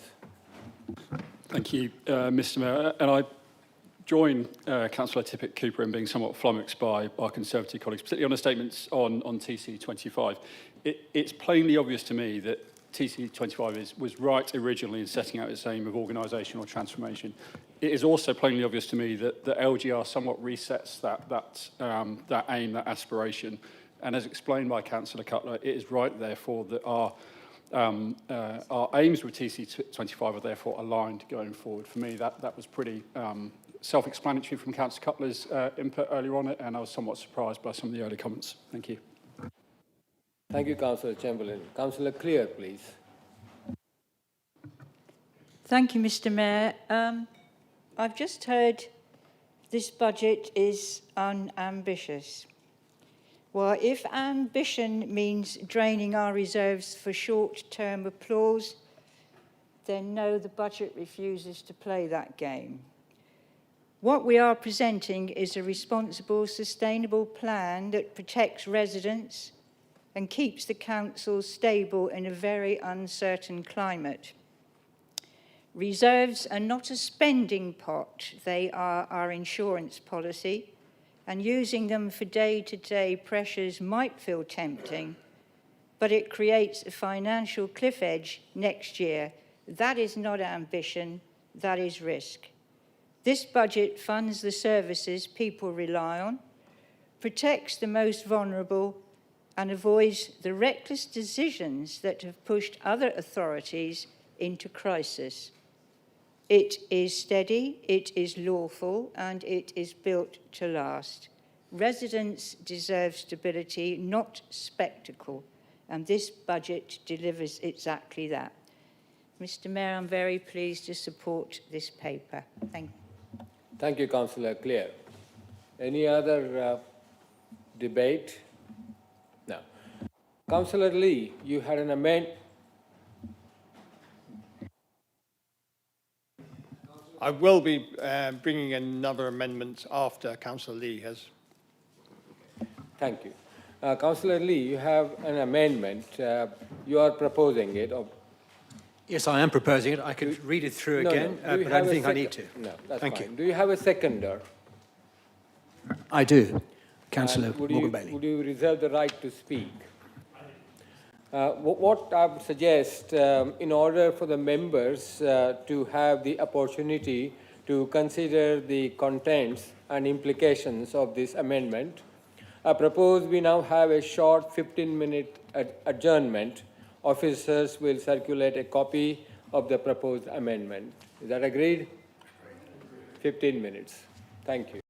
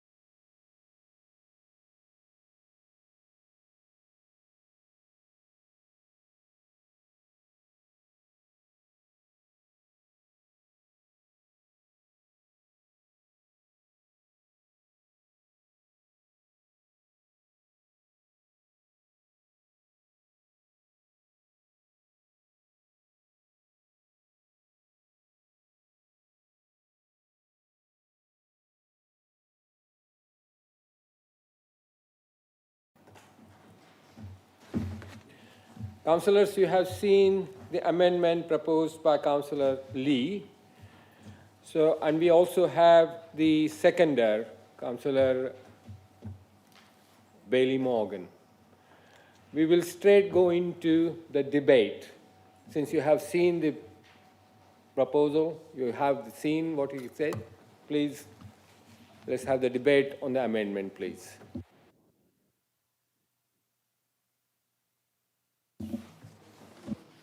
Thank you, Chairman. I'm sorry that you know I'm fond of a river, but I can't support this. First of all, the chances of recruiting anybody are very poor. Given the work being done by the Hampshire and Isle of Wight Wildlife Trust and the Wessex Rivers Trust, some of which is funded by Southern Water, you're not going to find suitably qualified staff to take on this role. But perhaps more importantly, 130,000 delivers nothing. It delivers a member of staff, but to a large degree we are doing that work already. And we had the pleasure last night of reading the latest report on the Nature Improvement Plan. We are working with these partnerships already using existing resources. I can't support this amendment, but I would like 130,000 to spend on some other things. Thank you, Councillor Power. Councillor Chamberlain, please. Councillor Tippett-Cooper, please.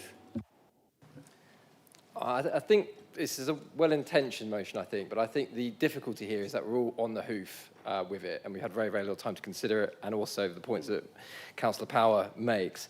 With that amount of money, I mean, are there other green jobs that could be explored? Is there another sort of use for that funds that's more of a priority for our sort of climate agenda?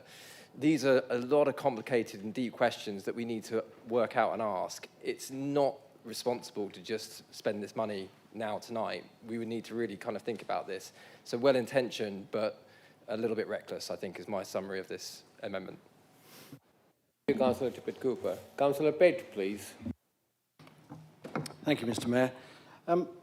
As ward member for Upper Mearn Valley, members might expect me to have sympathy with the intended outcome of appointing a dedicated catchment officer, and indeed to a degree I do. But the leader of the Green Group should be aware that the chair of the Meon Partnership has been seeking a full-time project officer for at least 2 years now. But that will be on the basis of all partners contributing, and not least Southern Water, who should be leading from the front on restoration work in the Meon through the Wessex Rivers Trust. And by the way, their East Meon plant is still spewing out sewage into the Meon as I speak. It's through effective partnership working that we should be achieving this, and spreading the load accordingly, not asking our taxpayers at this time of great uncertainty to fund it from our, or rather their, reserves. Thank you, Councillor Pate. Councillor Godfrey, please. Thank you, Mr. Mayor. The uncertainty about what this role is supposed to achieve, and expressed by colleagues across the floor, supports the doubts that were expressed by my colleagues earlier about the general fund, because it doesn't include anything about greener, faster. Here is a thought-through proposal that will deliver improvements for our district that are being widely called for. I received yesterday a series of emails from, I think it's the Upper Itchen Research Group and their partners covering the Diva and Test Valley rivers, who are looking at the pollution that our sewage treatment plants are potentially causing. There is no coordination of this activity, and I believe that if this officer over a 2-year period were to fill that role, then I think there will be a huge support for spending this relatively small amount of money on something which will deliver improvements to the environment, which is being called for by large numbers of people. So I'm minded to support this amendment. Thank you, Councillor Godfrey. Councillor Morris, please. Thank you, Mr. Mayor. As Councillor Cutler explained earlier, the transitional reserve for LGR is to ensure that we can hand over to the Unitary Council without any negative impact on council services. It could be characterised as a keeping the lights on reserve. And the cost of keeping the lights on during LGR is estimated at being about £130 million for Hampshire. So the transitional reserve we allocated towards that is unlikely to leave us with much room for manoeuvre, and we will still no doubt find ourselves having to make efficiency savings. So, in short, the transitional reserve is not, sadly, a previously overlooked magic money tree, and so the suggestion that a chunk of it should be spent on a project entirely unrelated to LGR, no matter how well-intentioned, seems to demonstrate a fundamental misunderstanding of what the transitional reserve is actually for. Thank you. Thank you, Councillor Morris. Councillor Bolton, please. Thank you, Mr. Mayor. Well, I haven't heard so much tripe since my childhood in Lancashire, because I cannot believe that this administration always presents it's always impossible. We can't find a person. It's going to be too difficult. You never get off the starting mark because it's always not possible. Well, I think this sounds like a very good idea in principle. It does need fleshing out properly. But my later question about Winchester City Council,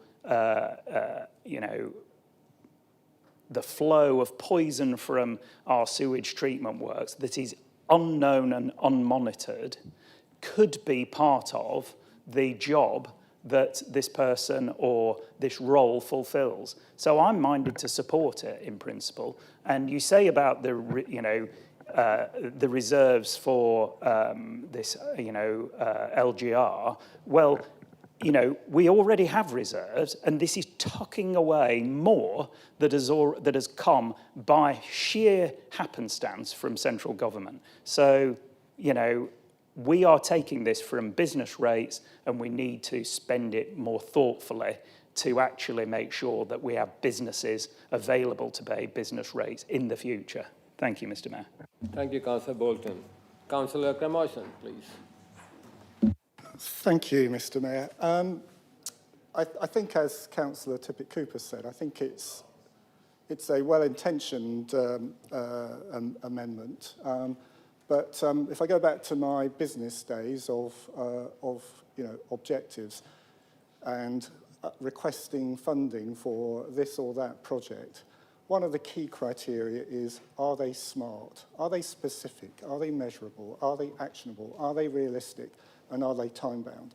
And what I see here is ideas, and yeah, I kind of can roughly support the ideas, but here we are in a forum where we're literally being asked to commit funding where we haven't really properly considered it and how it fits in with other possible things that are either going on already or other competing projects for that 130, even if we had the 130k to commit right now. So I don't think this, I think it's not smart, and it's not the right way to get a project like that initiated and considered properly in terms of how it fits in with everything else that this council might or might not be doing. So for those two reasons, I can't support the project, even if I think it may be coming from a good place.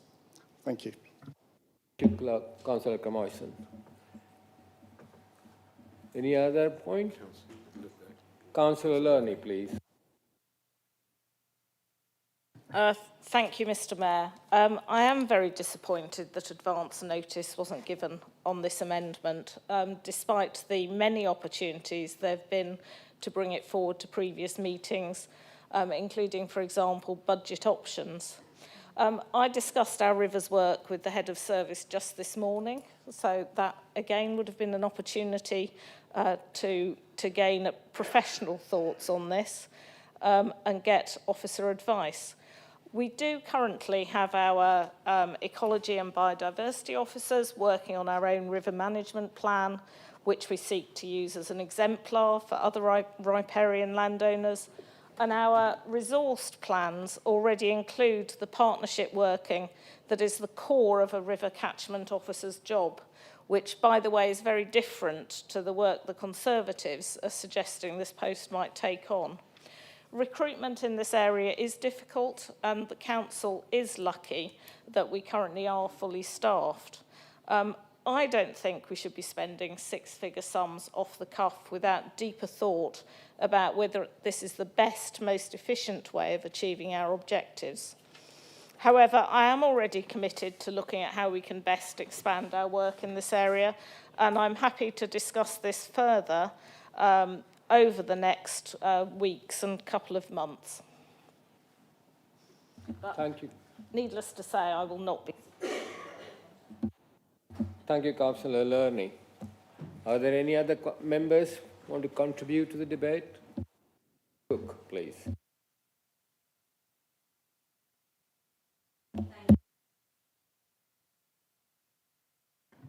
That's better. Thank you. Thank you, Mr. Mayor. I will be supporting this motion. Reckless it is not. This is smart, and it's coming from a good place. So I will be recommending it. Thank you, and be supporting it. Thank you. Thank you, Councillor Cook.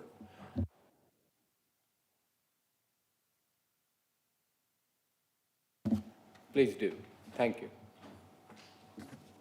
Thank you, Mr. Mayor. Unsurprisingly, I'm pleased to second this amendment to establish a river catchment officer with associated project costs for 2 years. As Councillor Lee has set out, we have already committed to protecting our rivers through formal motions in just the last full council meeting. Our nature improvement plan, of course, the greener, faster priority. This amendment is about turning these commitments into coordinated, practical delivery. I want to emphasise it's not about duplicating the work that other partners are doing, such as the Wessex Rivers Trust or the Environment Agency. It's about strengthening our role as a strategic partner, adding value, identifying gaps, unlocking external funding, and bringing greater coherence to river protection and river recovery across the district. An exciting output of this role, as I see it, is the proposed development of a district-wide chalk streams recovery roadmap, co-produced with catchment partnerships and local community river groups, so that local knowledge and grassroots priorities shape a programme of action from the outset. It would also enable the council to play a more active role in catchment partnerships, particularly the Test and Itching catchment partnership. I noticed that we're not actually listed as a partner for that catchment partnership at the moment, where we are for the Meon Valley partnership. To address a couple of the points that were made, obviously the recruitment aspect, I mean, I personally find that quite a weak argument. I can't help but feel if that was our thinking, we'd do very little if we were concerned about who we would be able to recruit for any of these type of initiatives. On the financial side of things, I mean, I feel like this is a relatively small sum. It's 130,000 across 2 years. To note as well, to Councillor Power's point, there is 90,000 there for staff salary, 40,000 is for support to actual direct initiatives on the river. So I can't help but feel that this is something that we should take forward, and we can definitely make it work.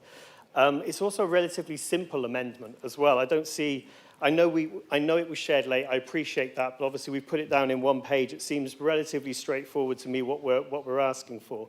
And I would have thought, based on all the previous conversations that we've had at full council about how we might protect our rivers, that would allow us to approve this minor amendment quite easily. Again, just going back to the transitional reserve, I understand there was 2 million of unspent funds last year. So with that in mind, 130,000 for what we're proposing seems quite possible.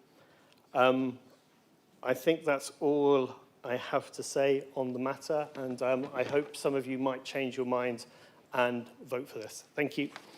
Thank you, Councillor Bailey Morgan. Councillor Cutler, you would want to respond because you were the original proposer.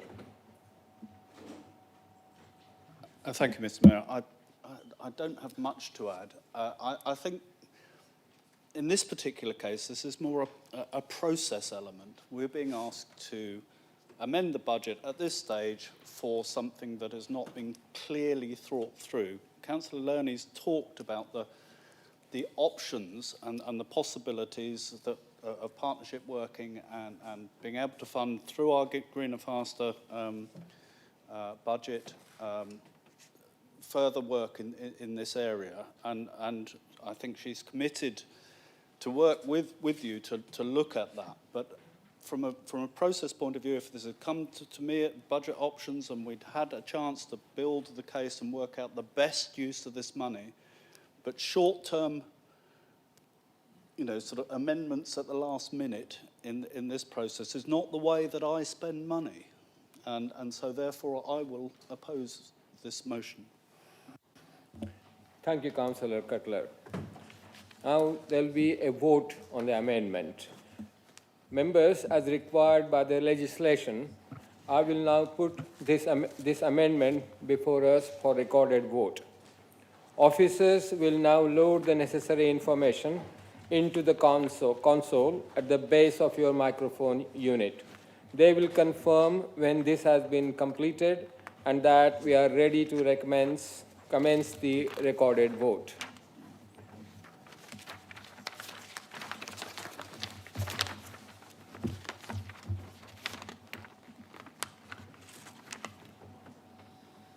Right. So we are now ready. Please note that you will each vote if you are either in favor of the recommendations or against the recommendation, or wish to indicate that you are abstaining from voting. The results of the vote will show on the screens in the chamber and will also be presented to the live broadcast and in the minutes of the meeting. Please press the console next to the option that you would like to vote for, ensuring that the tick is showing against the vote that you wish to cast. A reminder that before the vote is closed, you are able to change your vote. Please raise your hand if you have any difficulty, and an officer will come and assist you.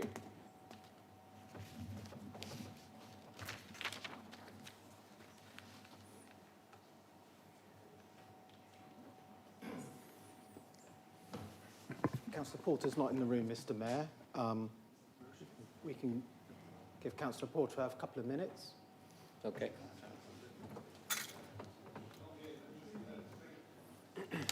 No? I'll give 2 minutes. No? Okay. Fine. Members, we will shortly be closing the electronic vote and you will then be unable to change how your vote has been cast. Please indicate to me now should you require any assistance. Thank you, members. The vote is now closed. The outcome of the recorded vote is as presented on the screens.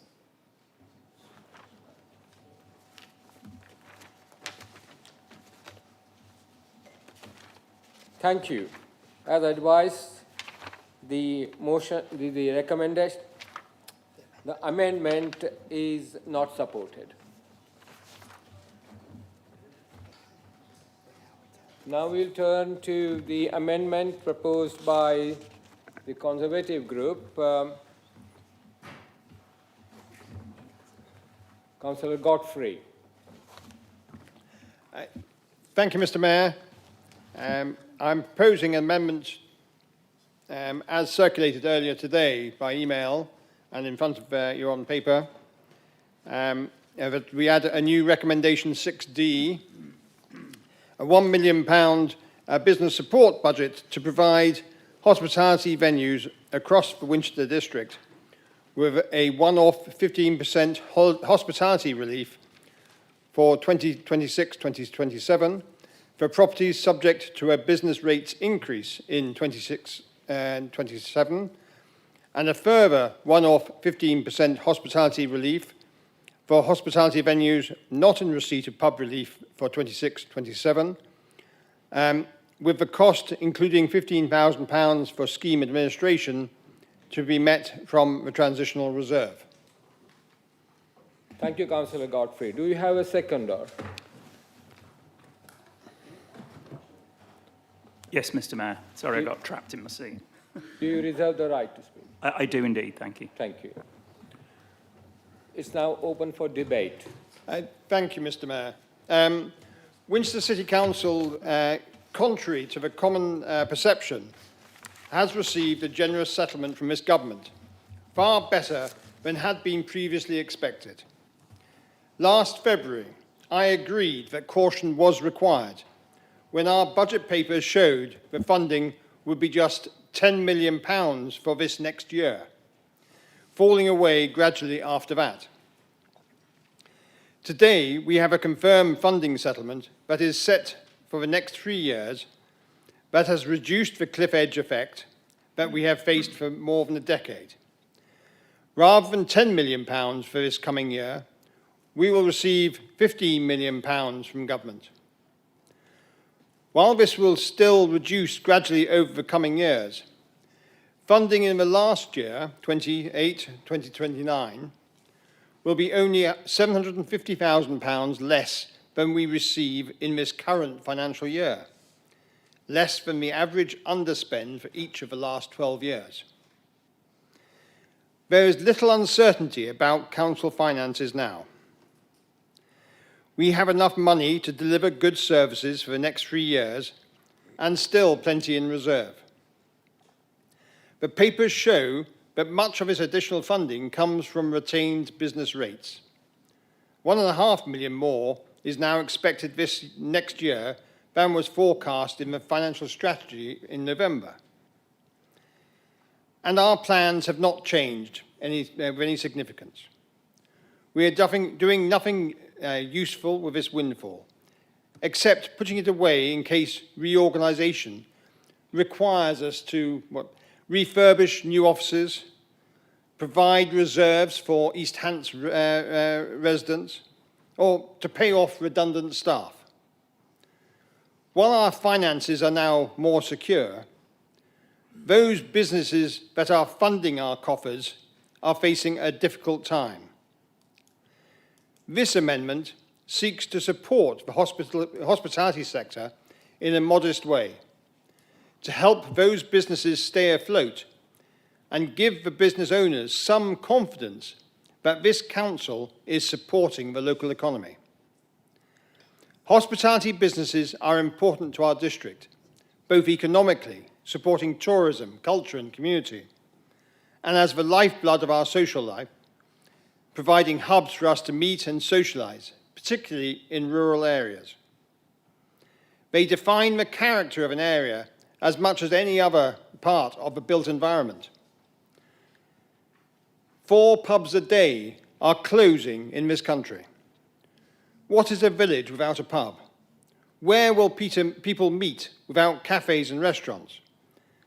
Hotels and other accommodation are being hard hit by rising business rates, national insurance charges, and youth employment costs.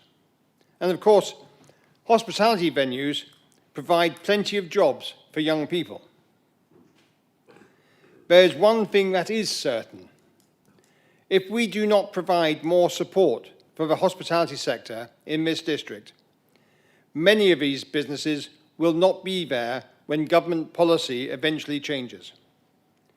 There will be fewer pubs, fewer cafes, fewer bistros to provide jobs for young people and to make Winchester a great place to live, work and visit. By reducing the business rates paid by an average of around £4,500 a year each, some 220 hospitality businesses will have more chance of operating for another year. The council has, as we finally found out just 2 weeks ago, more than enough money in reserve to support fluctuations in business rate income. We must use it now to support the businesses that need our help most and to ensure the local economy is vibrant. Thank you, Councillor Godfrey. Councillor Williams, please. Thank you, Mr. Mayor. I can't support this amendment. Hospitality and a 15% business rates relief does not marry up to support local businesses like Josie's in Bishop's Waltham, for instance. It ends up supporting McDonald's and other large corporations whereby our council taxpayers' money will not be invested in the Winchester district. It will be going straight into the coffers of those large businesses. Perhaps an alternative amendment, if it were to have come forward, about supporting local businesses that have their base in the Winchester district, could be one that's supported, but this does not do that. The largest businesses in our district pay the largest amount of business rates, and that money will not be going towards a discount for customers or keeping that business afloat. Those small local businesses will not be seeing any of this relief. It is a percentage relief to all businesses in the hospitality increase, and therefore will not be supporting the local pubs. It will be going to subsidise those larger businesses. So I can't support this motion. Thank you, Councillor Williams. Councillor Morris, please. Thank you, Mr. Mayor. I'd like to thank Councillor Godfrey for this delightfully madcap amendment, which, like the equally delightful amendment from Councillor Lee, regards the transitional reserve as a magic money tree rather than an essential safety net for the costs of LGR. It is reassuring to know that the dynamic, gung-ho spirit of Liz Truss remains alive and well in this unfunded, unviable, and deeply unserious proposal. I appreciate and sympathise with Councillor Godfrey's desire to mitigate half-baked policy decisions made by the Labour government, but obviously the question there is where do you, once you set off down that road, where do you stop?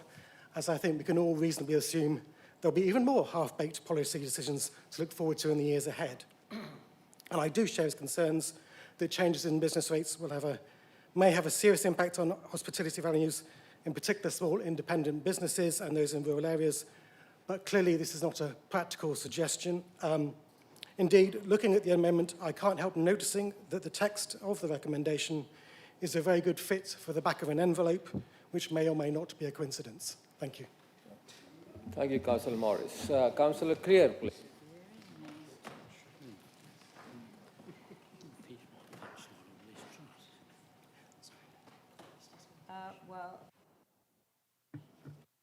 Mr. Mayor, thank you. Mr. Mayor, I would like to begin with something which I hope we are all agreed. Our hospitality sector does matter. It is a major employer, a cornerstone of our high streets, and for many residents, it is where community life actually happens. No one here is indifferent to the pressure those businesses face. But supporting hospitality as a principle is not the same as supporting every mechanism put before us. And if the mechanism in this amendment, that gives me pause. The intention is admirable. The execution, however, is less clear. We are being asked to create a new pot of funding without a defined framework for how it will be allocated, monitored, or targeted. And that lack of clarity is not a small detail, it is the whole point. My concern is about the sustainability and the fairness of the proposal in front of us. A broad, unfocused allocation risks helping the loudest rather than the most vulnerable. And they deserve more than a gesture. They deserve something that would actually work. So for these reasons, I cannot support the amendment as it is drafted at this time. Thank you, Mr. Mayor. Thank you, Councillor Clare. Councillor Horrell, please.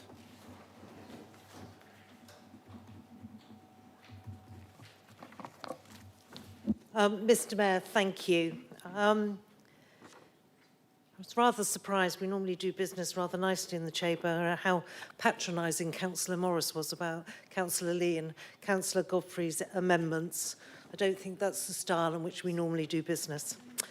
I believe it is fair to say that we have a better financial picture today than we anticipated in the November numbers, and significantly better than a year ago.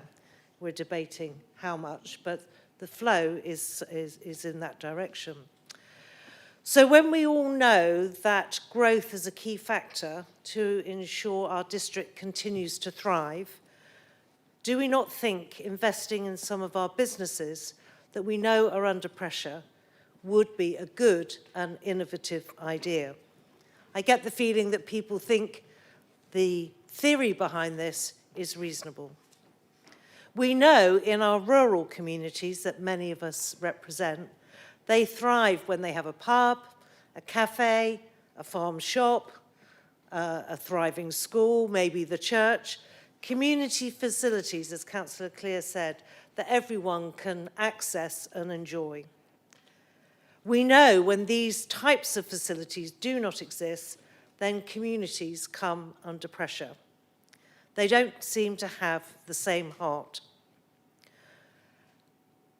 So why not assist businesses at this time by using some of our financial benefits to help offset Labour national insurance increases or reduce a custom due to the cost of living pressures? That's maybe why we see some organisations in our district seeking to keep pubs or shops alive by becoming community assets. Those people know the value of those particular units in their community. So I would suggest to everyone here in the chamber, let's stand up, let's be counted, and help those in our district by supporting them to drive growth, to continue to do business well, and to support our residents. Thank you, Mr. Mayor. Thank you, Councillor Horrell. Councillor Todd, please. Oh, Councillor Thompson. Thank you, Mr. Mayor. Mr. Mayor, councillors, on the face of it, this looks like a fairly useful amendment, like the previous one that we looked at. But actually, as you've heard, when you dig down into it, it isn't going to be those small independent businesses that actually benefit from this. It will be those large chains. We have large chains, some large chains in Winchester. We also have a number of large chains out in Whiteley. And they will be the ones who will be able to apply for this money, and actually it will go into their central office. Now, I agree that our businesses are under increased pressure to cut their costs and find savings, quite like us, really. They too have been hit by the increase in national insurance contributions, the increase in the national living wage, and now the resetting of business rates, which I agree does place an extra burden on the cost of running businesses. But the underlying premise of this motion, I believe, kind of is almost suggesting that the council doesn't support our businesses. And we absolutely do, and we provide a huge amount of services to actually support them by a very small team. We offer a huge wealth of support.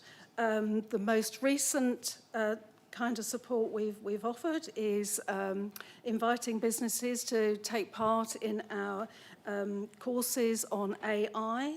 They've been hugely popular, and they have been oversubscribed. And these are all small businesses who have come in to take part in that.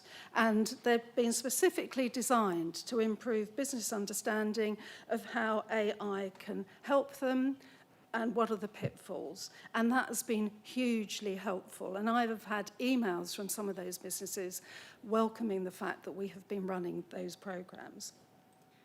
We also have a co-mentor scheme which links two businesses together so they are able to share and learn from each other and tap into the different ways in which the different businesses operate and learn different skills. In addition, we also offer a large amount of help and advice on how businesses can reduce their carbon footprint and potentially costs by our free carbon assessments. We've run reskilling, retraining programs together with the County Council on retrofit, upskilling the workforce so that they are able to use those skills out there in the community. We also, of course, have, over the last few years, had quite a lot of money from the UK Shared Prosperity Fund and the Rural Fund. And we have put a lot of that into business support. So whether it has been providing finance for a tuk-tuk, EV charging points or a coffee roaster, as well as other environmental benefits, that has all gone towards supporting businesses. And of course, we work with the Winchester bid and the Chambers of Commerce that are across the district. And we've also held a Jobs and Opportunities Fair. When we came out of COVID, it was quite clear that a number of employers were really finding it difficult to recruit. And we held a number of business fairs, Jobs and Opportunities Fairs, together with our job centre. And again, those were hugely welcomed and were very beneficial towards businesses. So I really believe we do as much as we possibly can to support businesses within our district. And of course we would love to do more. But obviously there is a balance, and keep taking money out of this magic money tree is not going to help in the long term. So I won't be supporting this motion. Thank you, Councillor Thompson. Councillor Carmoison, please. Thank you. A big part of our role is about managing public money for public services.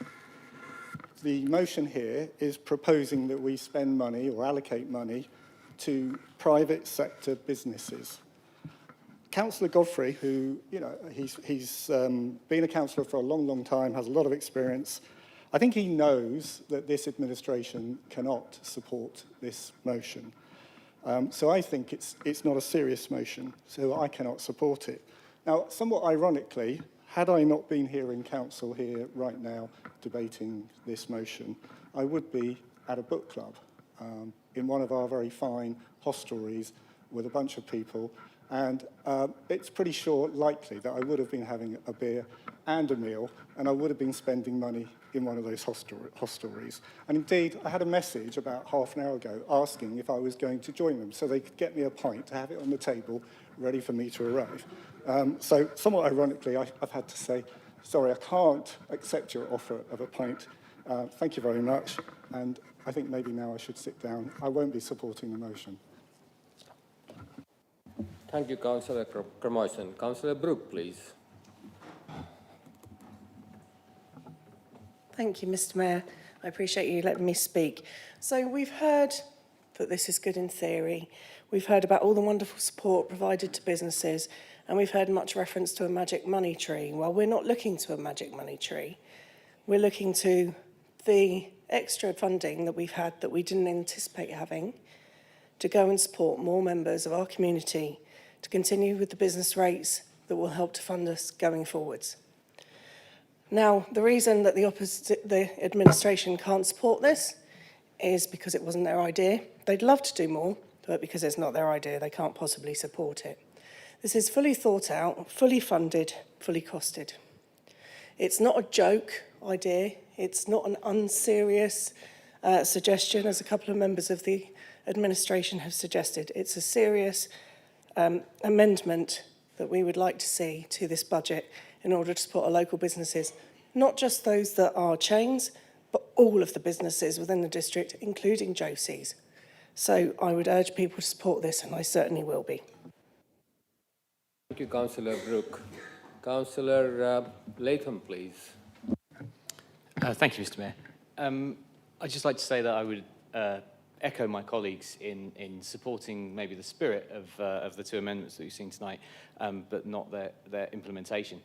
I was recently pleased to hear that the Dennerwolf District Scout Group, who cover my ward and Fareham, have decided to take advantage of Winchester City Council's zero fees for civic events to host their St George's Day Parade in Bishop's Waltham. This will enhance the vibrancy of our local market town, and I'm sure that local hospitality venues will benefit. In my eyes, it is exactly these sort of policies we should be enacting to ensure that the vibrancy of the city centre, our market towns, Whiteley and other locations around the district are vibrant and pleasant places to be, because that is what will ultimately help the hospitality businesses that operate out of these places, rather than doling out giveaways, £1 million of taxpayers' money to, as has been said, it is the biggest businesses that will receive the biggest amount of cash back because they pay the most rates. I do not see that is a good use of taxpayer funds, and it should be directed more to the initiatives we already have to increase the vibrancy, like I say, and the local economies in these places. So for that reason, I will not be supporting the motion. Thank you. Thank you, Councillor Latham. Councillor Tippett-Cooper, please. So I agree with Councillor Latham that the spirit behind this motion, I'm sure, is something we can all support, like supporting local businesses, I think is the spirit, but it's not the words. And just so the public can see, this is the motion, this is what we've got. We've got one paragraph here, 7 lines, for a £1 million commitment from the Conservative Party. Now, I think that's a little problematic, to say the least. My children's letters to Santa Claus had more detail, and that is a fact. So we are essentially committing £1 million to something where we're putting 7 lines in. And as Councillor Williams put really, really well, this is essentially a tax cut that's going to benefit multi-million-pound companies. And I asked the question, will McDonald's be able to apply for this? They're based in Winchester. They made a £120 million profit last year in the UK. Will the Ivy be able to apply for this? Because they made a £37 million profit last year. Now, if they can't, then make it clear. If it's for local pubs, Councillor Godfrey sort of mentions local pubs, which is great. I mean, 7,000 local pubs closed under the Conservative government, last Conservative government, but we'll leave that aside. But if it is for local pubs, then make it for local pubs. I mean, this doesn't make any sense. And Councillor Thompson set out in great detail what excellent work we are doing for local businesses that need this council support. So now residents will be really, really shocked that an amendment is being put forward that is essentially going to give a £1 million slush fund to multi-million-pound companies. During a cost of living crisis, we're willing to give McDonald's a tax cut. So I just think we need to really step back, vote down this motion, and maybe the Conservative group can come forward with a slightly more realistic motion next time, amendment next time. Thank you. Thank you, Councillor Tippett-Cooper. Councillor Lee, please. Yeah, thank you, Mr. Mayor. I just wanted to echo the serious point that has been made. UK hospitality sector faces an unprecedented crisis, as has been talked about. And despite the post-pandemic rebound, the future is bleak. I need to just look at my village, where we have lost one of our pubs, and the other is looking potentially a little rocky. So I appreciate Councillor Thompson's comments and thoughts, and I'd like to come and talk to you, because I think if BID and Market Towns have a mechanism, I'm not so sure there are settlements, lesser settlements, perhaps are engaged in the way you might be suggesting. So I think that's something that I'd like to follow up with yourself. And I did pick up on the point here that it's a bit of a not invented syndrome game this evening, which I think is disappointing. And the other thing I'd like to make a point about is, when I joined this council, we talked about debate, not hate, being civil, and I was very proud to be a councillor in this council. But some of the language this evening, frankly, is unacceptable, and I fully support Councillor Horror's comments. So I hope going forward, we can be more civil with each other, and let's debate these serious points which I think have been fairly raised. Thank you. Thank you, Councillor Lee. Councillor Gordon-Smith, please. Yes, I too loved the lovely nostalgic view of pubs put forward by Councillor Godfrey. And of course in Alresford, I've lived there for 30 years, and 3 pubs have closed. But it's, dare I say it, market forces. They're the smaller pubs. They didn't change from just serving beer. And I feel, although it's lovely to subsidise small businesses, but it's not a very sound economic principle to support businesses that haven't adjusted to the new world that we happen to be in. And that's a sad fact, but it's been around with us ever since Margaret Thatcher. And subsidising things which are failing is not a good way to progress. Far better to put money into new businesses and encourage people to work in better ways. So I don't think I can support this measure. Thank you. Thank you, Councillor Gordon-Smith. Councillor Todd. Thank you very much indeed, Mr. Mayor. I mean, speakers this evening have rightly highlighted the benefits that small hospitality businesses bring to our district and their vital role in rural areas. And if we had in front of us a proposal that was thought through and designed to support those businesses, I might feel able to support it. Because if we're going to have a support plan, let's think it through, let's target it, and let's make sure that the businesses we want to support will get it. Because as it's written, this is a proposal that will give much more money to big business than it does to small business, and much more money to city centre business rather than rural business. Now, the government did put in place some measures to support with the transition to the new business rates. They put in place supporting small business relief and transitional relief.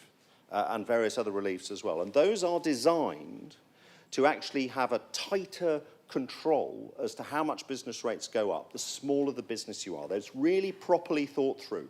There's a low cap for small businesses, and then there's a higher cap for big businesses.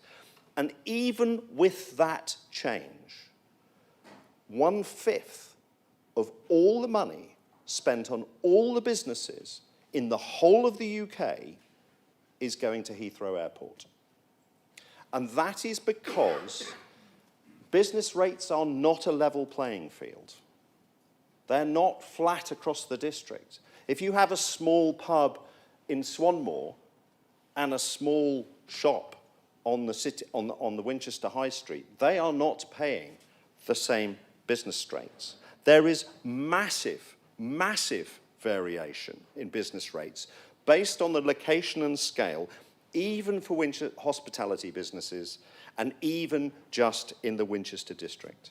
It would not surprise me at all if we were to find that we were giving 50 times, 100 times, or even more business rate support to large international businesses based on the high street than we were to businesses in the countryside. We would be taking £1 million of public money, and we absolutely would not be using it in the way that we think we're talking about this evening. It would be heavily skewed towards the people who are paying much higher business rates, and that is a reality of the situation, and that's not been the terms of the debate this evening. And so we will have a debate about the role of reserves and how we need to think about the future life of local government and this council in the future. But what I cannot support is a proposal that is so badly targeted, that is so biased against the small rural businesses that we've talked about, that actually gives the biggest advantages to the internationally owned, multinationally owned, more expensive businesses in the centre of Winchester and probably in Whiteley as well, because they are the ones that have the scale and the size of business rates who will receive the majority, probably, of this money. Now, if we'd had more time, we could have thought it through. We could have designed something that would do more of the intent that people have expressed this evening. But we haven't. We haven't done that. We saw it for the first time today. So, again, as Councillor Cutler has said, we are open to discussing these ideas. The budget-making process is not something that happens today. It happens with the medium-term financial strategy in November, as we've been talking. It happens in the journey through, where we start to talk about the direction that the budget will take, where, again, there is an opportunity to put forward ideas and suggestions. And we could have taken that opportunity to consider the right plan. But we didn't. That isn't what happened. And so what we have in front of us today isn't the right plan, isn't right for the businesses that we've all talked so warmly about, and wouldn't be spending the money in the way and with the priority that I think we would all expect this amount of public money to be considered for and designed for and carefully spent. So on that basis, I can't support the amendment. Thank you, Councillor Todd. Councillor Brophy, please. Thank you, Chair. I'll try and keep it brief. I actually have a huge amount of sympathy for the intent of this. I think it's a great idea to support small businesses and communities. But that sum of 1 million really struck me, because when you look at the many more lines that we have in the budget here, you see in our risk reserves £1 million for homelessness prevention. You also see, I think it's £150,000 for additional cost of living support for some of the hardest hit families. I mean, these are families that can't afford to go for a cheeky Nando's, so a mechanism that could help subsidise the Nando's in our high street seems fundamentally misconceived and risky, in fact. And I think it would be the sort of thing that we would all rightly get dragged over hot coals if we let that happen, that kind of badly targeted help happen. The intent is very noble, very admirable, but I can't support it just because the mechanism just blows my mind, to be honest. Thank you. Thank you, Councillor Brophy. I think we have debated quite a bit. I would like Councillor Bolton, since he has reserved the right to speak on the amendment. Councillor Bolton, please. Thank you very much, Mr. Mayor.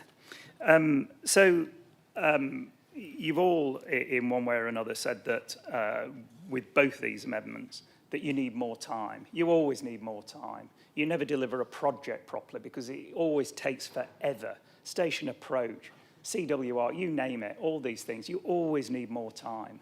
Well, you didn't take 2 minutes to decide when you realised you were getting more money from business rates to tuck it away rather than to actually do something productive with it. Well, you should be ashamed of yourself for doing that, because this is not taking taxpayers' money and spending it wisely. This is taking business tax and deciding not to give it back to businesses when you could.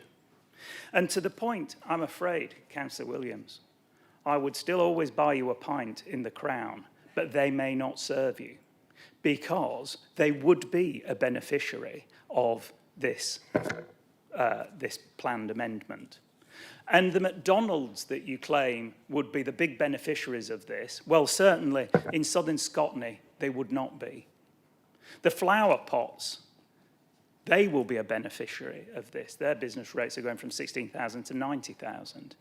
So to say that this will only apply to the Ivy, the McDonald's of this world, well, you're just wrong. It doesn't. And we can't just say, oh, we like your business, we'll give that to you, but we don't like yours because you do nasty burgers, we won't give that to you. I'd love to, quite frankly, but you can't. And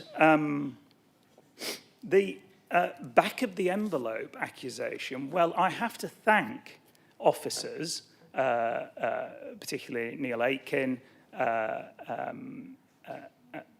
for his assistance in putting these figures together. And, this was over a couple of weeks. So it wasn't really the back of an envelope. So you're actually just criticising officers for the work they've done. Well, thank you very much for that. That was thought through as well. Winchester has been handed an exceptional financial settlement driven by a surge in retained business rates, yet the administration's instinct is to lock that windfall away while the very businesses that hold this district together are fighting for survival. Our hospitality sector may be delivering strong headline performance, but the reality beneath those figures is far more fragile. Independents are battling cash flow pressures, rising labour costs, and a high street that is slower to recover.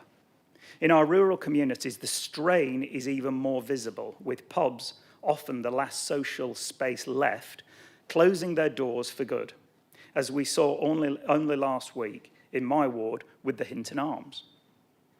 And when these businesses falter, young people lose entry-level jobs and training opportunities they rely on. Faced with that reality, choosing to hoard this year's unexpected income for future bureaucratic projects is not prudent. Sorry, I've lost my place. It is a political choice, and the wrong one. A targeted £1 million package would shore up the independents most at risk, protect rural pubs, support youth employment, as opposed to what you're doing, and strengthen the sector driving our district's economic momentum. So the question before us is simple. Do we invest in the pubs, cafes, restaurants and venues that give Winchester and district its character and keep our communities alive? Or do we turn our backs on them at the moment they need us most? I would highly recommend that you all support this amendment, or beware going to your local pub. Thank you. Thank you, Councillor Bolton. Councillor Cutler, you want to summarize, or not really summarize, but this makes the final response to the amendment, please. Thank you, Mr. Mayor. I will be brief because there's been a wide-ranging debate here. I mean, I think it's clear, the views from the administration here, that we have a lot of sympathy with the circumstances of these businesses, but that this proposal is not targeted. I mean, that's the whole point. For Councillor Bolton to say it's targeted is in itself a nonsense. And I'm quite prepared to say it's a nonsense. I know Councillor Horrell's being very thin-skinned today about things. She seems to forget that the 7 years that I spent in opposition, there was sarcasm and condescension every council meeting. And we've tended to avoid that. Similarly, you know, this is a political stunt. I'm really surprised that Councillor Godfrey thinks he can get away with it. Because it is clear that this is not the best way to support. The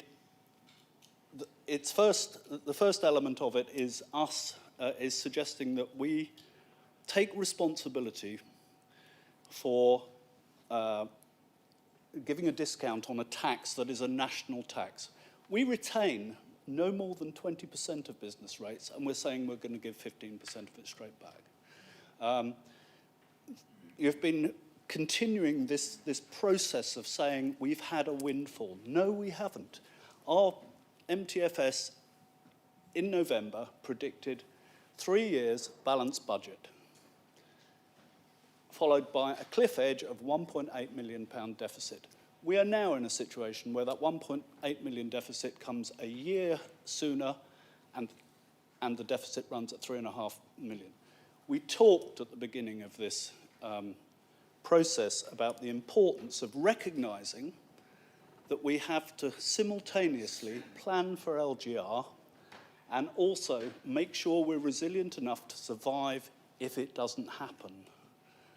So I can't support an untargeted approach like this and a raid on reserves that, again, like with Councillor Lee's amendment, if you'd use the budget process properly rather than come with a political stunt that you can put in your leaflets this year at the final council meeting, we might have been able to come to a solution in both cases. So I will not be supporting this amendment. Thank you, Councillor Cutler. Now we come to the vote on this amendment. So, members, as is required by the legislation, I will now put before us a recorded vote for this amendment proposed by Councillor Godfrey. Officers will now load the necessary information into the console at the base of your microphone unit. They will confirm when this has been completed and that we are ready to commence the recorded vote.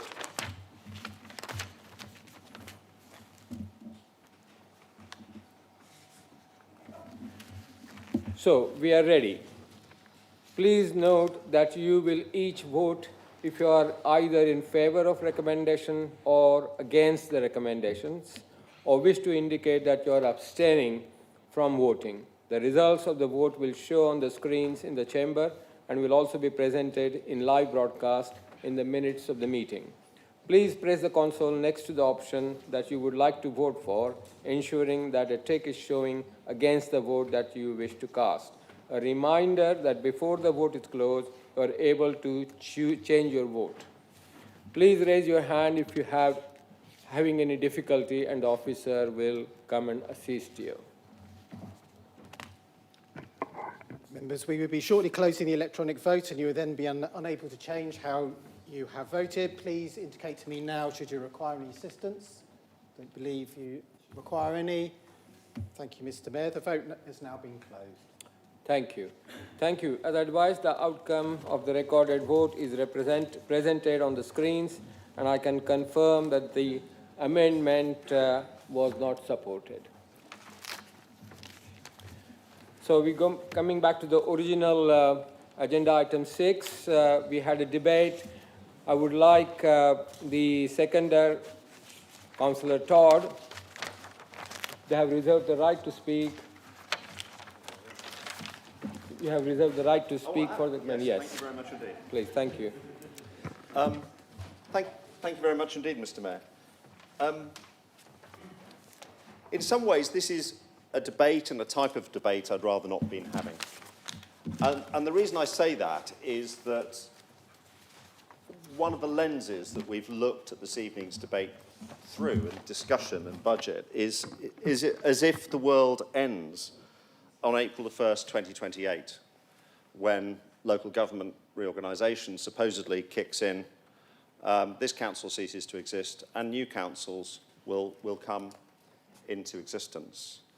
And so the world we were in, where we could look to the future, plan for the future, we were in control of our destiny to some degree, although never entirely of the money, as we've discussed today, is a world that is disappearing. And that is frustrating. It's frustrating, I think, for all of us, that sense of autonomy and choice that we have in terms of the direction that we go. But we do bear a wider responsibility for the place we live in. We, I hope, will all still be here on the 1st of April 2028. We may or may not be councillors, but I hope we're all still around. And we will still need councils that can deliver service, and they will still carry forward the financial pressures that we're under. So when you look at the deficit in future years, and the biggest difference in that deficit is that in the past, we knew that it was a moving target. We knew that at some point we would get Fair Funding 2.0. And so I remember when I first became leader talking to another leader, and they said, one of the things that you'll see with your budget is that it always falls off a cliff in about 2 years' time. And that's a sort of thing in local government. And then as you get nearer, it sorts itself out. Well, unfortunately, that cliff that we've always pushed out into the distance has suddenly become a fixed point. Because the support that we're going to get, the finances that we're going to get, are coming to an end. And I was with some colleagues in a council debate earlier today in this room about what it's like when you face enormous revenue pressures and you run out of money and you run out of reserves. And it is not a happy place to be. And it's not a responsible place to be. And indeed, I spent most of the morning being accused by Conservative colleagues at the County Council of having put forward irresponsible proposals in the past to spend reserves on things like, in fact, Councillor Warwick might have even made some of those comments herself directly.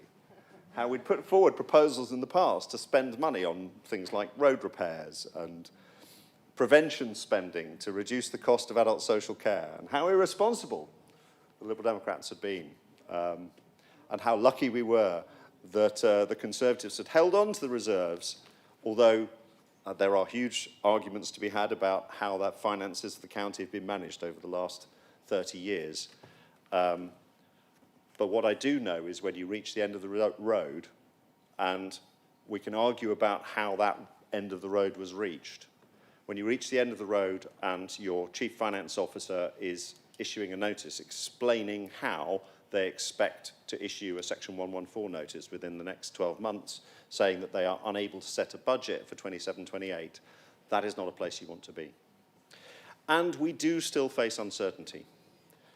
Local government reorganisation may happen on April the 1st, 2028. But, you know, if they miss the March timing for the announcement and it goes into the summer, maybe it won't be April the 1st, 2028. Maybe it'll be April the 1st, 2029.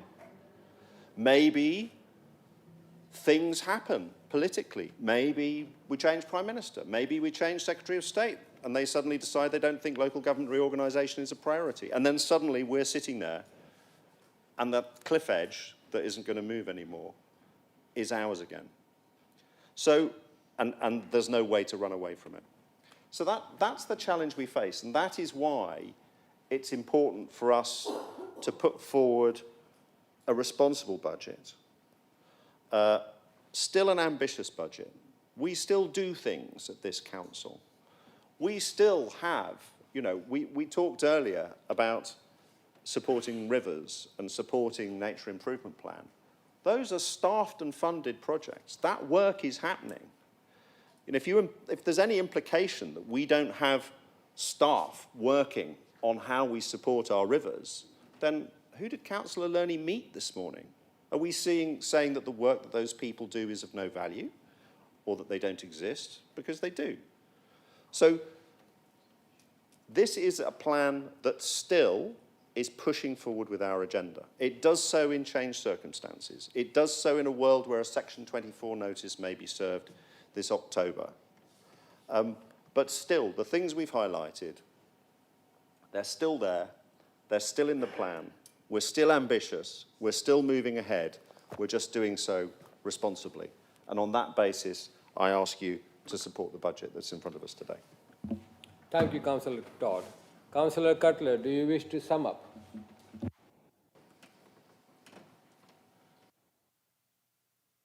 Yeah, once again, I feel that Councillor Todd has done a very good job of summing up. The point about ambition, I think, is important.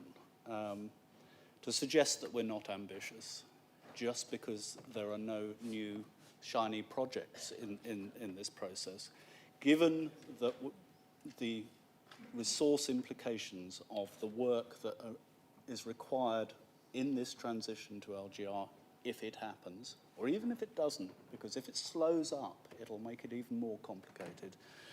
It would be unwise to commit to work that we do not have the capacity to do, and to suggest that it's so simple to go out and buy that capacity is just so far from reality. But we've had some interesting debates here, and we've had some interesting proposals, and as you can see with both the proposed amendments, there was some sympathy with the intent. And I think as we progress, I think we do need to recognise that we are open to those discussions, but not on budget night. And so, therefore, I would like to commend this budget to the Council and hope that you can support it. Thank you, Councillor Cutler. Thank you. Members, a recorded vote is now required to be taken. A final reminder that we're now firstly voting on recommendations 1 to 7 of the recommended minute of Cabinet. Thank you.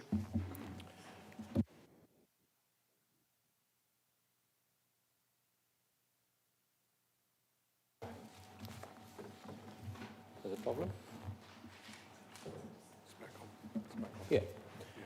So, members, as required by the legislation, I will now put recommendations 1 to 7 of the recommended minutes before us to recorded vote. Officers will now load the necessary information onto the console at the base of your microphone unit. They will confirm when this has been completed and that we are ready to commence the recorded vote. And I think I don't need to read the script.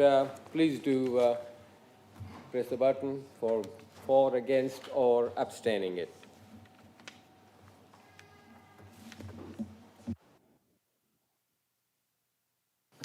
Members, we will be shortly closing the electronic vote and you will then be unable to change how your vote's been cast. Please indicate to me now should you require any assistance.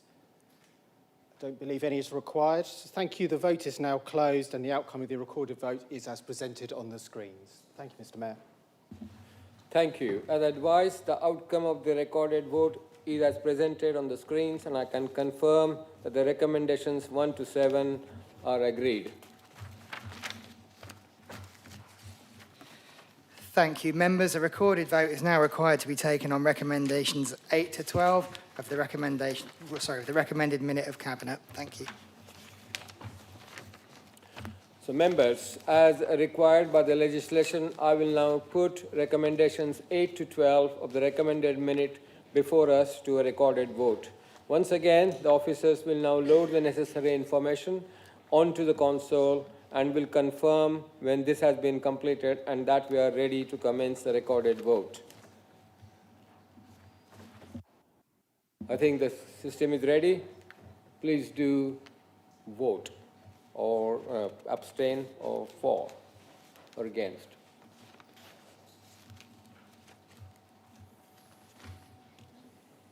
Members, we will shortly be closing electronic votes. Please indicate to me now should you require any assistance. I believe we're all good.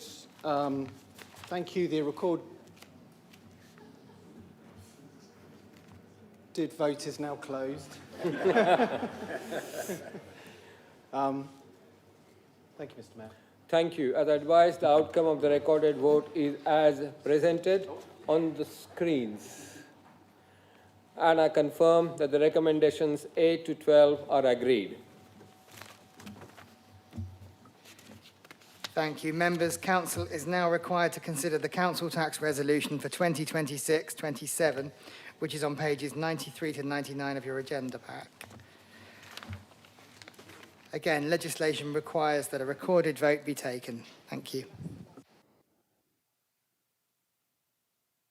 So members, I now put the Council Tax Resolution for 2026-27, which is on page 93 to 96 of your agenda pack, as is required by legislation. Once again, officers will load the necessary information onto the console at the base of your microphone unit and will confirm when this has been completed and that we are ready to commence the recorded vote.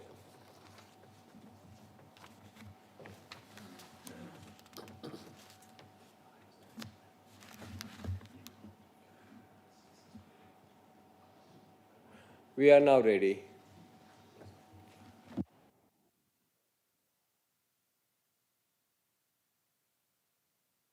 Once again, please do indicate if you require any assistance before the vote is formally closed.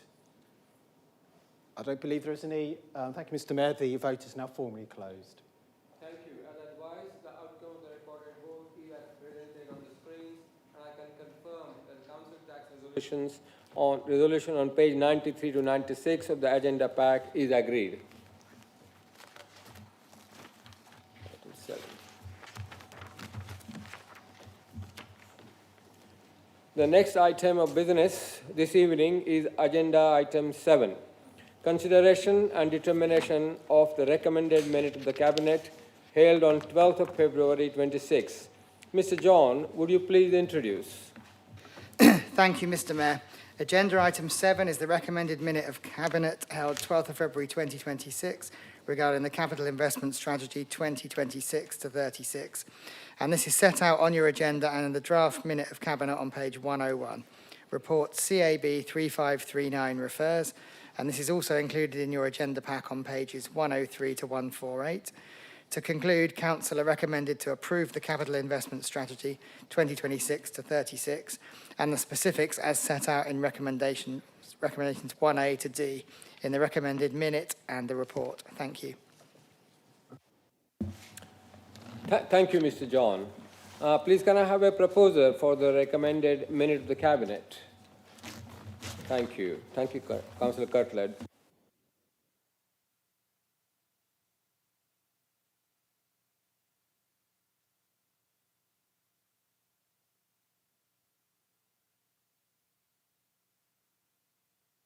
Would you introduce, please?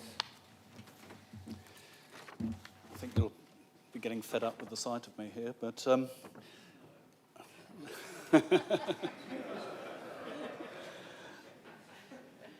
capital investment strategy sets out the Council's capital spending programme and, importantly, the principles that underpin this to deliver the priorities of the Council plan.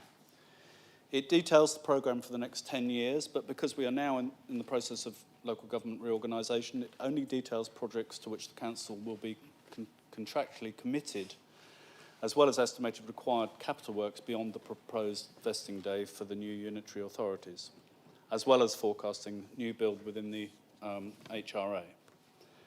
The full detail of the capital programme is set out in Appendix A, with explanation of specific proposals deleted in section 11.2 of the main report.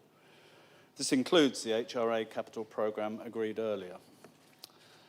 This strategy also includes the financing of the capital programme at Appendix B, the minimum revenue provision at Appendix E, both updated to reflect the proposed capital programme, along with the flexible use of capital receipts strategy and the details of prudential indicators.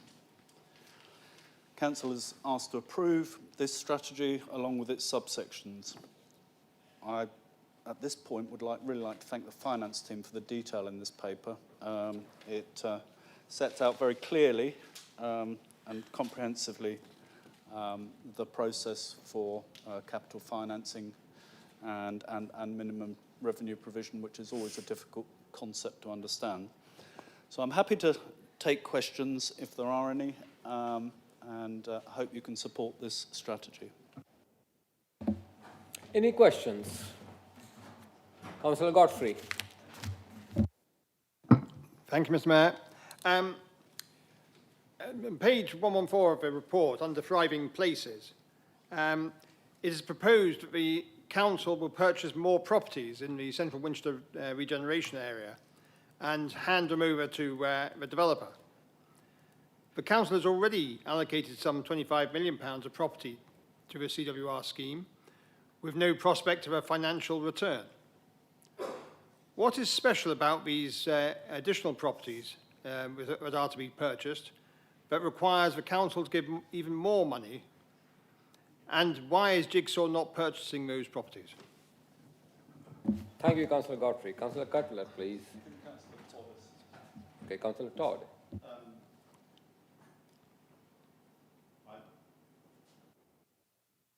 I'm looking at the paper and I don't see anything that says that we would hand over any newly purchased properties free of charge, and I don't think that's our intention. I don't think it is. Any other questions? Just to clarify, there is absolutely no intention to purchase a property and pass it on free of charge. And that is not what the paper says.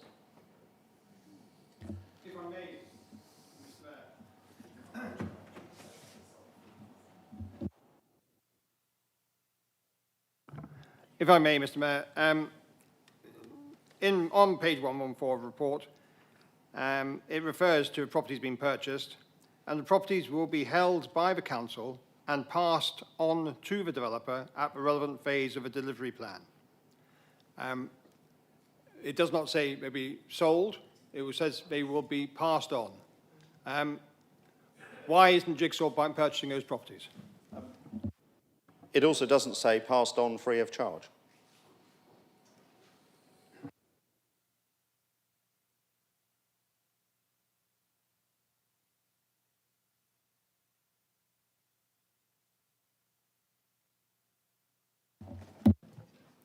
Thank you, Mr. Mayor.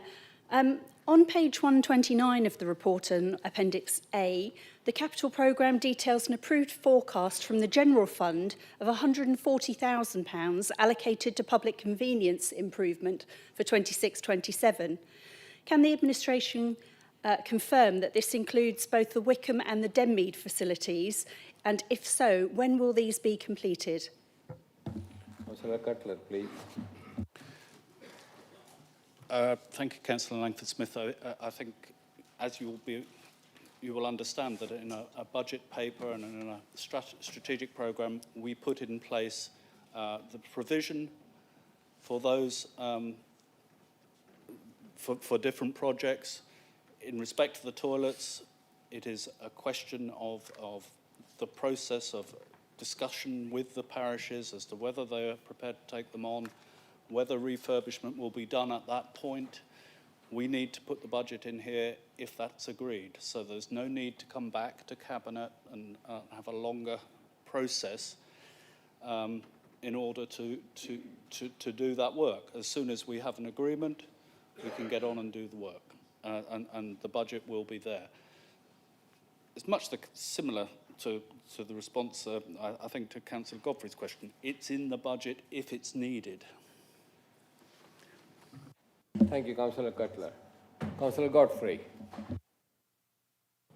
Thank you, Mr. Mayor. I'm getting slightly worried, but I'm getting a second turn so soon. The capital budget has so many zeros in it, but it's obviously frightening some of my colleagues. Also in the same section, and on page 115 of a report under thriving places, the Guildhall is described as an important civic building to justify spending over £5 million on its essential maintenance. If that's the case, why does the City Council make so little use of it? And what use will it be put to after the maintenance is completed? Councillor Cutler, please. We are in the process of looking at procuring an operator for the Guildhall in order for it to stop losing as much money as it has been doing. It loses less money now because it's not so well used. But the problem will be that procurement of an operator, be it a commercial operator, a trust, the process of putting that in place will not be possible unless the refurbishment work is done. So we feel that it is a priority to get the building up to the standard required in order for it to be an effective and not a drain on resources, but in fact a profitable enterprise. Thank you, Councillor Cutler. I see no other councillors raising a point, so I'll move on to debate. Councillor Godfrey, please. Thank you, Mr. Mayor. I'm afraid I should not be surprised by how unambitious this capital programme remains. The spectre of local government regeneration seems to be affecting the decision-making ability of this administration. However, this is not a new occurrence. It was a Lib Dem administration 25 or so years ago that lumbered this council with a flawed Silver Hill contract that Winchester continues to suffer from. This present administration appears unable to deliver any major project, with a growing list of delayed and undelivered aspirations that now includes the Bar End Depot redevelopment, the sale of the old River Park Leisure Centre, development of a station approach area, and the Northern Park and Ride. Even the Central Winchester regeneration project is stumbling, requiring another £3 million to be thrown at it on top of the £25 million and more that this administration have already put in. The Guildhall is hardly used by either the public or the council. I acknowledge that I have many years wanted to see it boarded up. But if we are going to spend £5 million on the central repairs, Why are we doing it when the Guildhall itself will remain largely shut?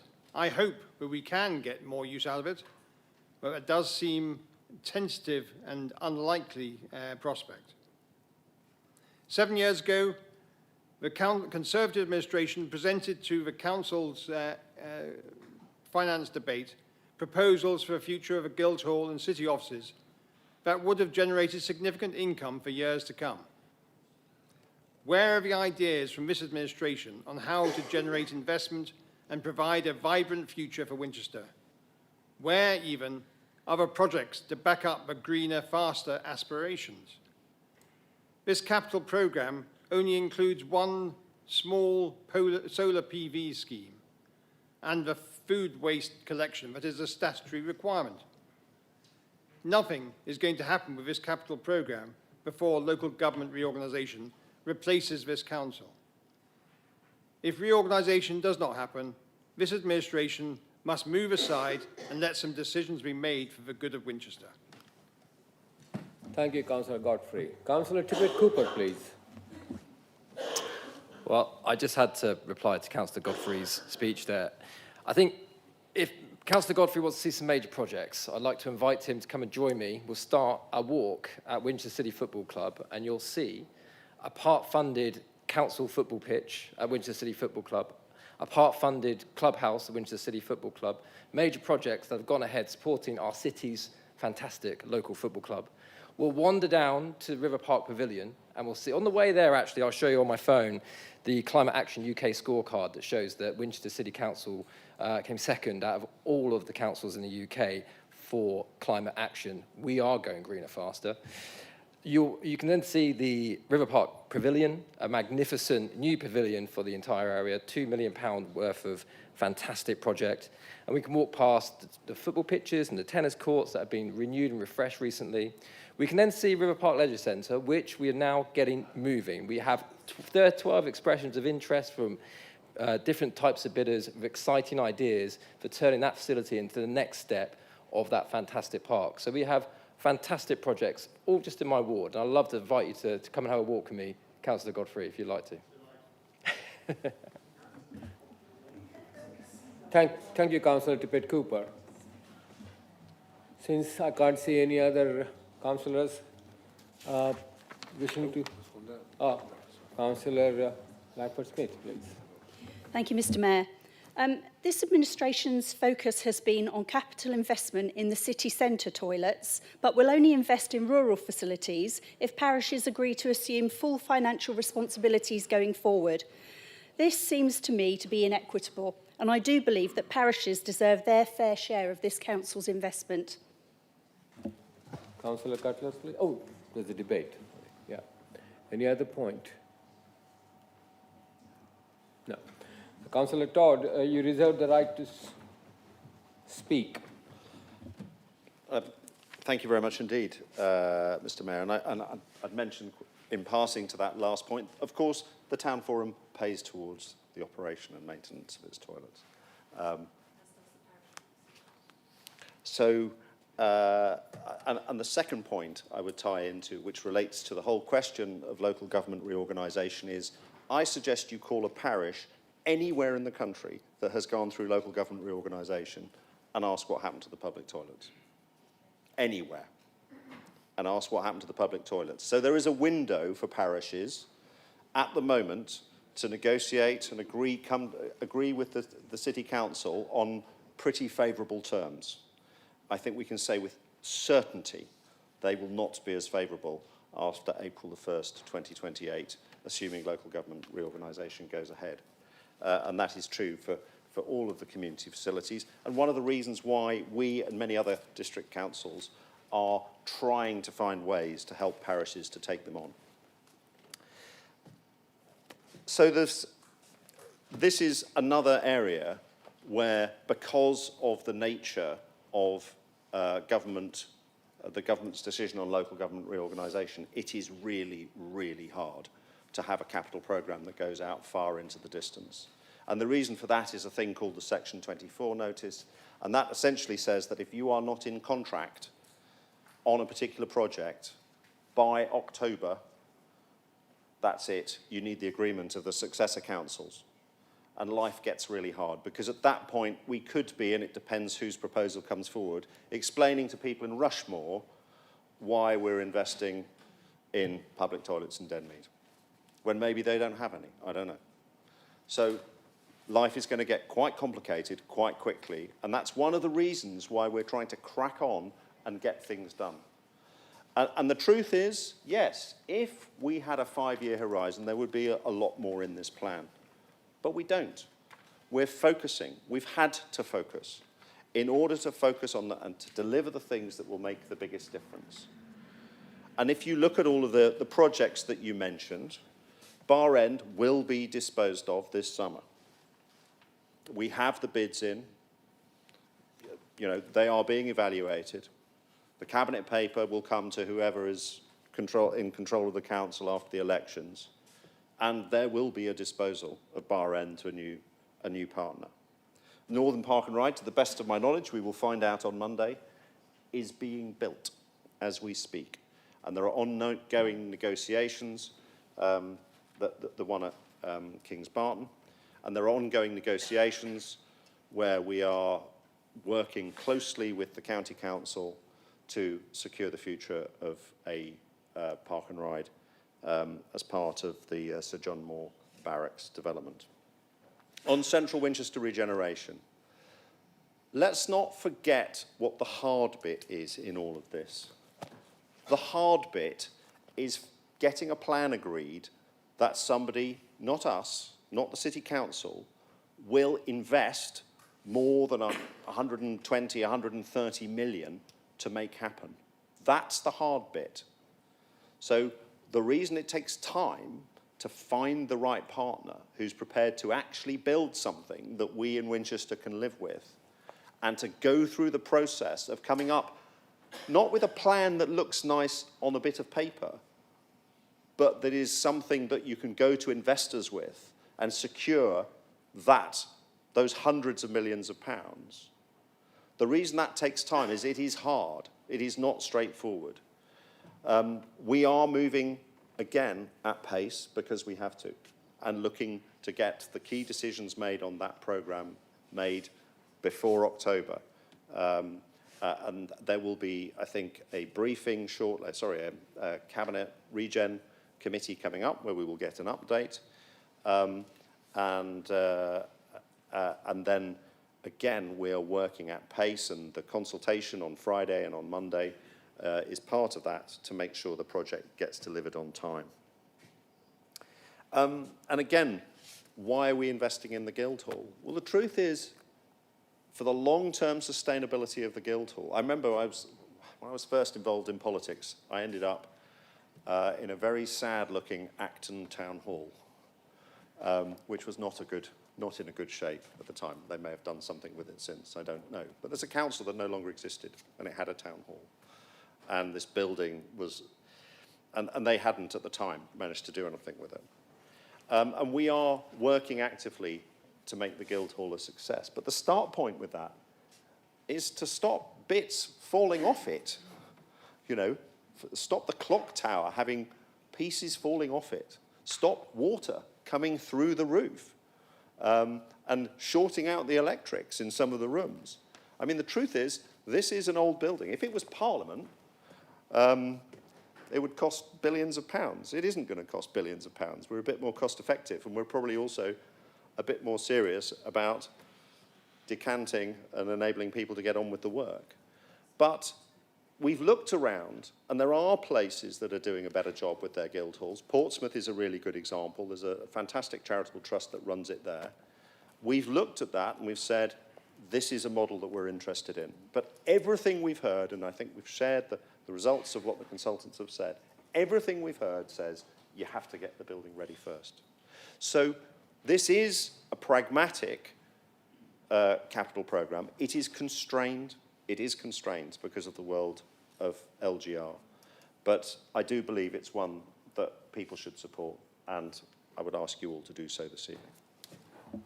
Thank you, Councillor Todd. Councillor Cutler, you want to sum up, please?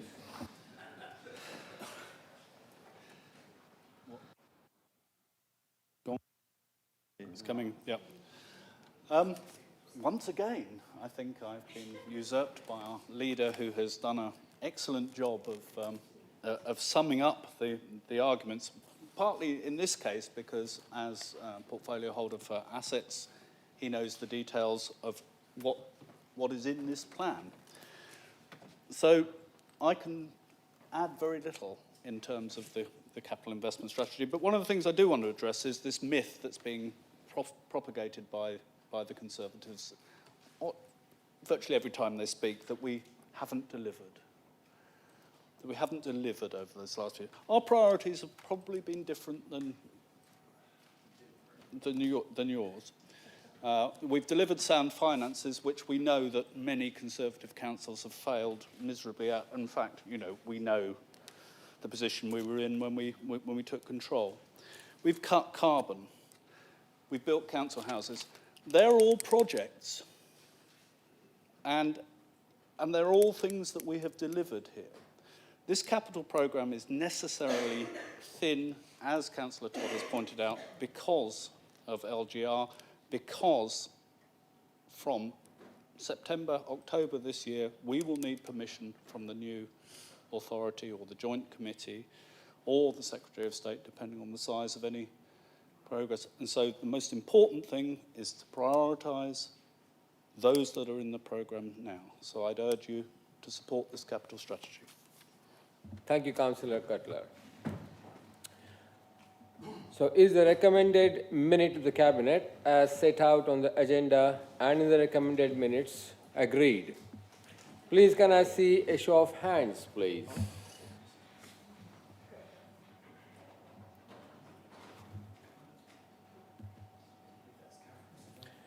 All those against, all those are against, yeah. Any members wishing to abstain?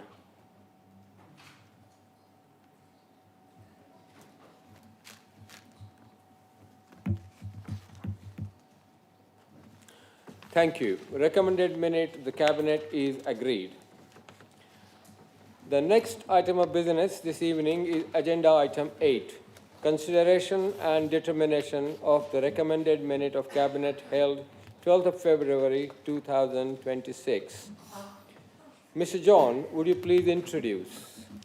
Thank you, Mr. Mayor. Agenda item 8 is the recommended minute of Cabinet held 12th of February 2026 regarding the Treasury Management Strategy 2026-27, and this is set out on your agenda in a draft minute of Cabinet on page 149. Report CAB 3538 refers, and this is also included in your agenda pack on pages 151 to 181. Please be reminded that this is a revised version of CAB 3538, and this is referenced in the draft minute of Cabinet. To conclude, Council are recommended to approve the Treasury Management Strategy and the specifics as set out in recommendations 1 to 3 in the recommended minute and the report. Thank you. Thank you, Mr. John. Please, can I have a proposer for the recommended minute of the Cabinet? Thank you, Councillor Cutler. Do I have a seconder? Do I have a seconder? Yeah. Thank you, Councillor Todd. Do you wish to reserve your right to speak? Oh, yes. Thank you. Councillor Cutler, would you introduce, please? Thank you, Mr. Mayor. This report sets out the proposed Treasury Management Strategy statement, which includes the annual investment strategy for the next year. This statement sets out the principles and approach that the Council will take in managing both our investments and borrowing. The Treasury Management function is undertaken under a service level agreement with the Hampshire County Council Treasury Service, and the Council takes advice on our investments from Arling Close. There are no specific changes to the strategy that was adopted last year, but the paper gives updated figures and calculations for the balance sheet, actual and forecast, the liability benchmark, interest rate risks and estimates of future borrowing requirements. Treasury management is vitally important to the Council, with the priority of keeping our money safe while receiving a reasonable level of return. The strategy sets out details of limits and risk levels and also details our borrowing strategy. Council, our Treasury function is well managed by Hampshire County Council Service, the Treasury Service.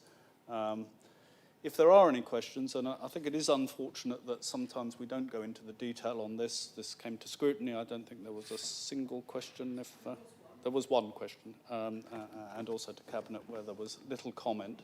It's a very important function, but as I say, there is little change to where we were. So I don't expect there to be a huge amount of debate on it. Thank you, Councillor Cutler. Any questions?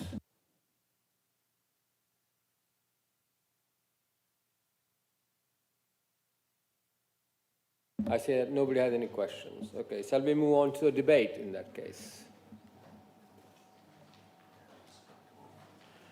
Okay.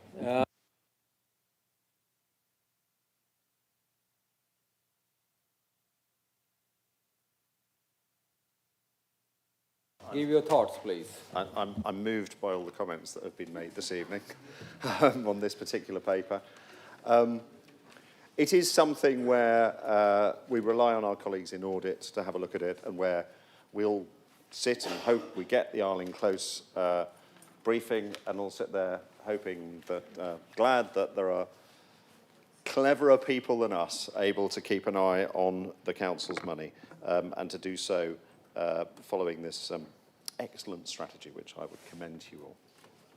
Thank you, Councillor Todd. Councillor Cutler, do you wish to sum up, please? Yes, I think I've got very little to add to my opening comments. I think we need to be clear that since we've had this service level agreement with Hampshire County Council, it has mitigated the risk. I think it was before my time that we had money invested in Icelandic banks, and there were risks everywhere.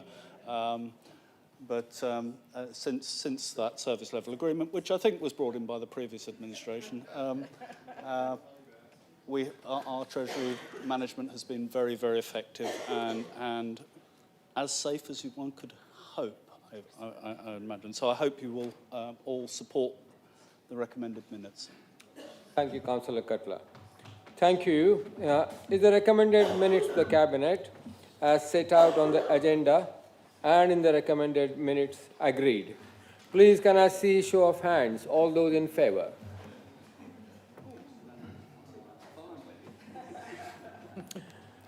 Anybody abstaining?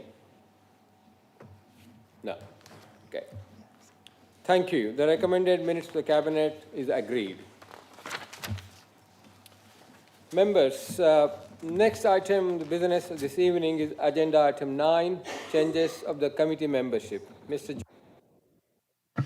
Thank you, Mr. Mayor. I've not been notified of any changes to committees. Thank you.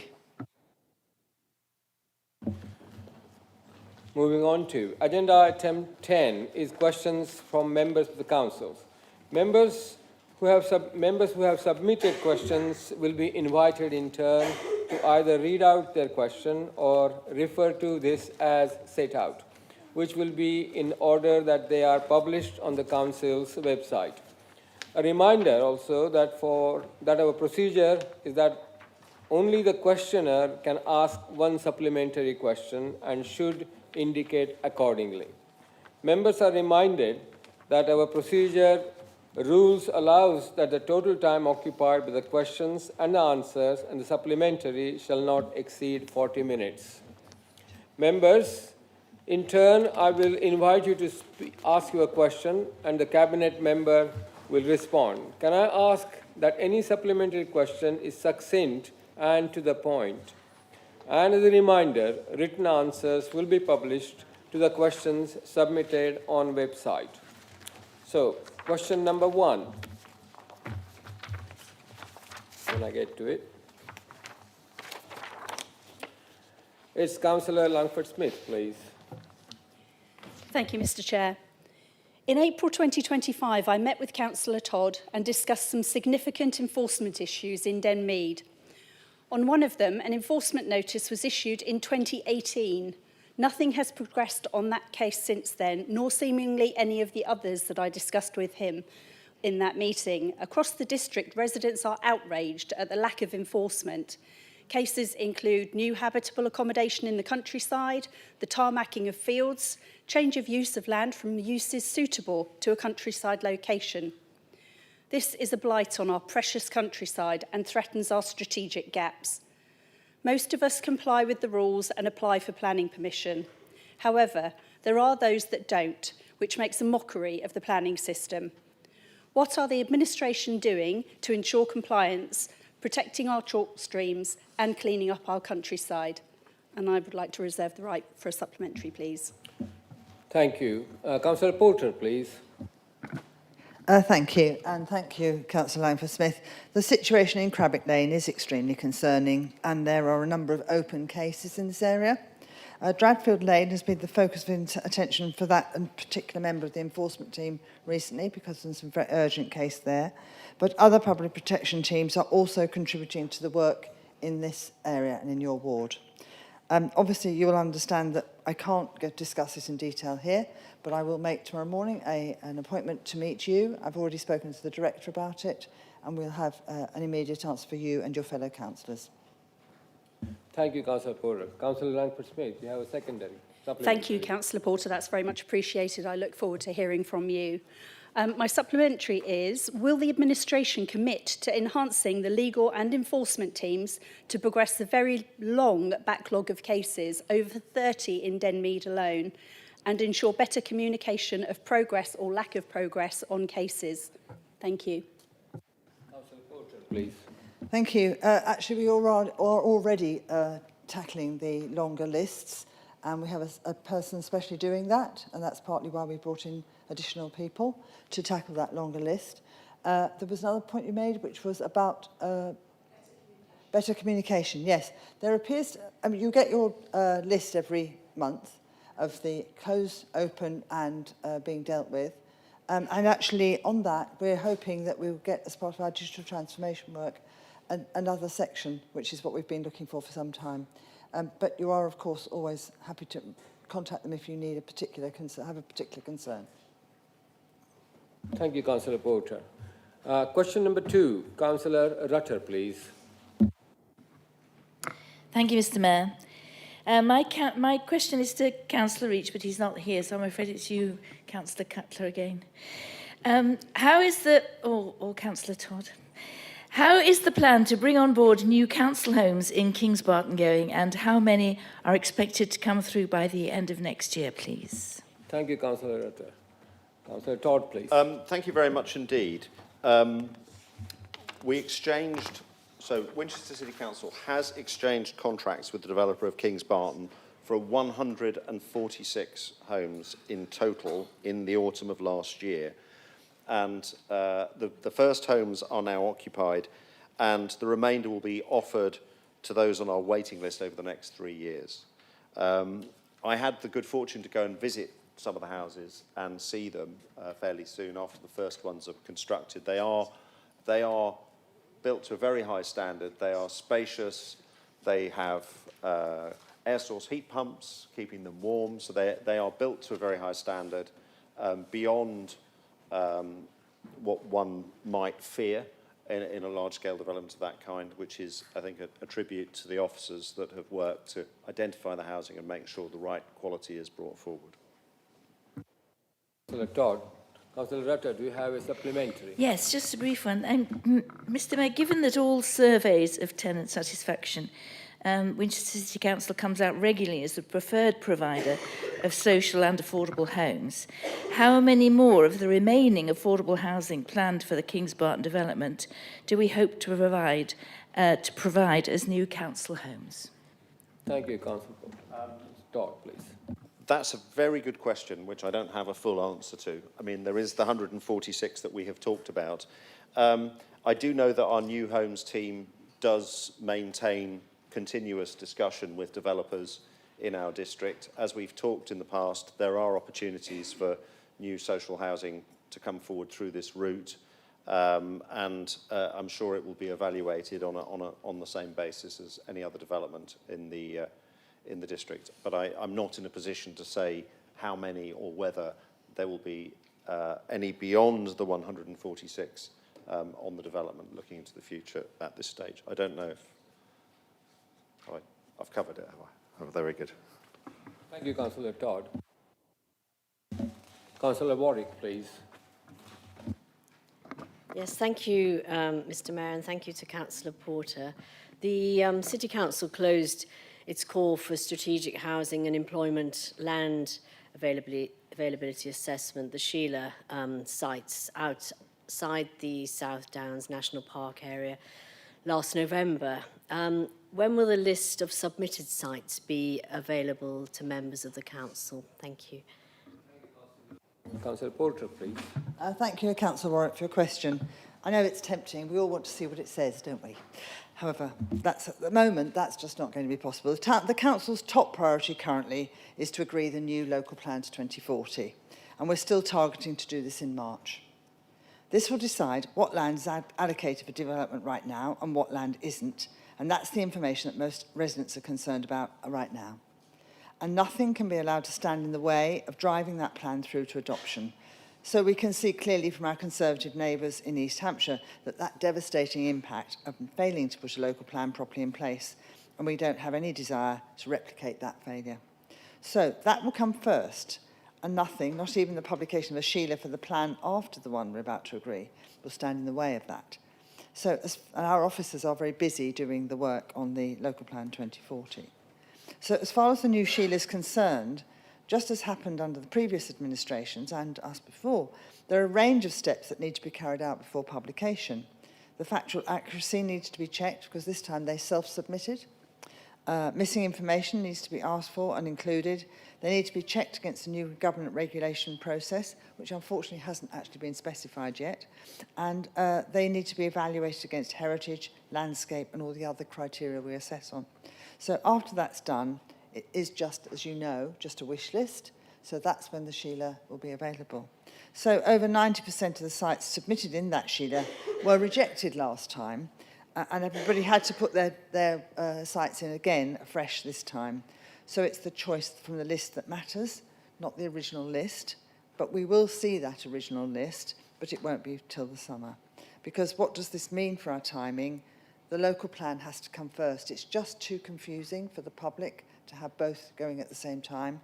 And actually, our officers are going, I won't say hell for leather, because I don't think that's very fast and very efficiently to get the local plan 2040 through. So that will give the residents the reassurance they really need and clarify where new development is going to come and where it isn't, and the policies that those developments will be governed by. And that's our critical priority. So once that's done, then we aim to develop and open the Sheila to the public in the summer. Thank you, Councillor. Thank you, Councillor Porter. Councillor Warwick, do you have a supplementary? I do.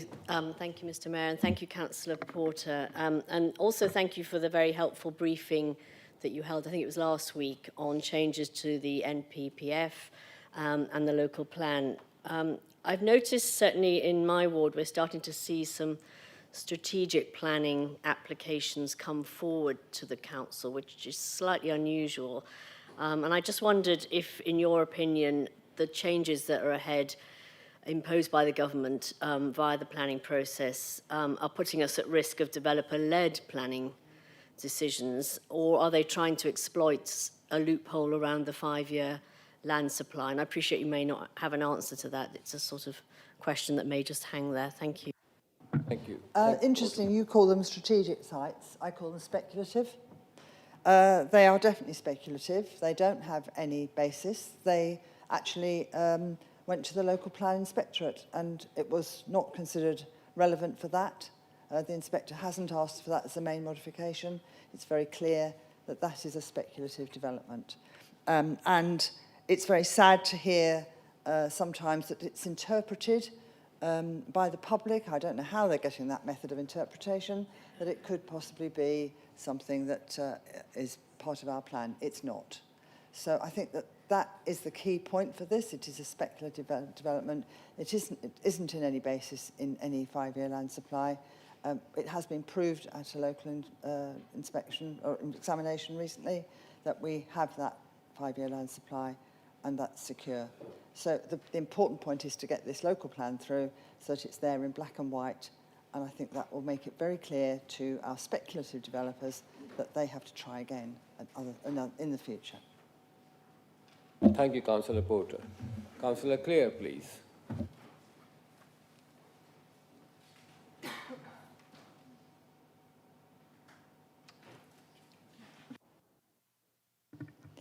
Thank you, Mr. Mayor. May I ask the portfolio holder to please provide an update on the recent progress on River Park Pavilion? I would be grateful for any information. Thank you. Thank you, Councillor Clare. Councillor Baker, please. Thank you, Councillor Clare, for this question. This project is once again a project that we are successfully delivering, despite what others may intimate. Construction is almost complete on this new £2.3 million sports pavilion at River Park. Despite the horrifically wet weather we've had over the winter, the project has continued to be constructed on time and within budget, and it will be ready for use this summer. We anticipate that handover will take place in early April and that we will be able to have soft opening later in the month. The completion of this project does follow the continued investment in the very successful King George V Pavilion at Bar End, a new 3G pitch at Winchester City Football Club, the refurbishment of Winchester City Football Club clubhouse, the relocation of Winchester Boxing Club to new premises in the former Air Cadet Hut in Hillier Haven, which is next to River Park. And this is in addition to the ongoing play area refurbishment program that is overseen by the Town Forum. I would like to go along on this tour of River Park and our ward with Councillor Tippett Cooper and show Councillor Godfrey all of the things that we are delivering for the city and for the district.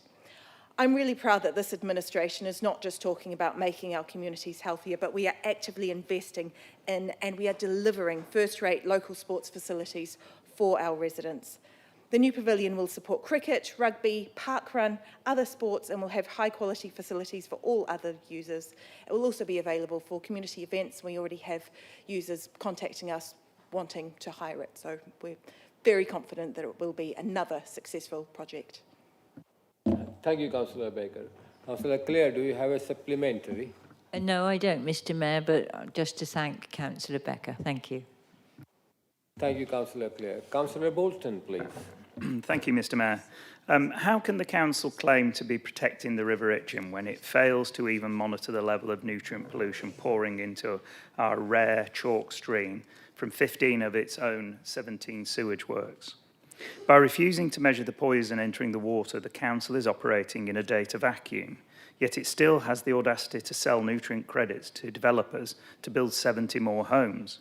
Will the portfolio holder stop hiding behind estimates, commit to immediate water quality testing at every council-owned sewage treatment works, and publicly release a league table of polluters so residents can finally see the true impact of these 15 neglected assets on the environment? Thank you very much. Thank you, Councillor Bolton. Councillor Porter, please. Thank you. I'm going to put these water treatment works in context, first of all.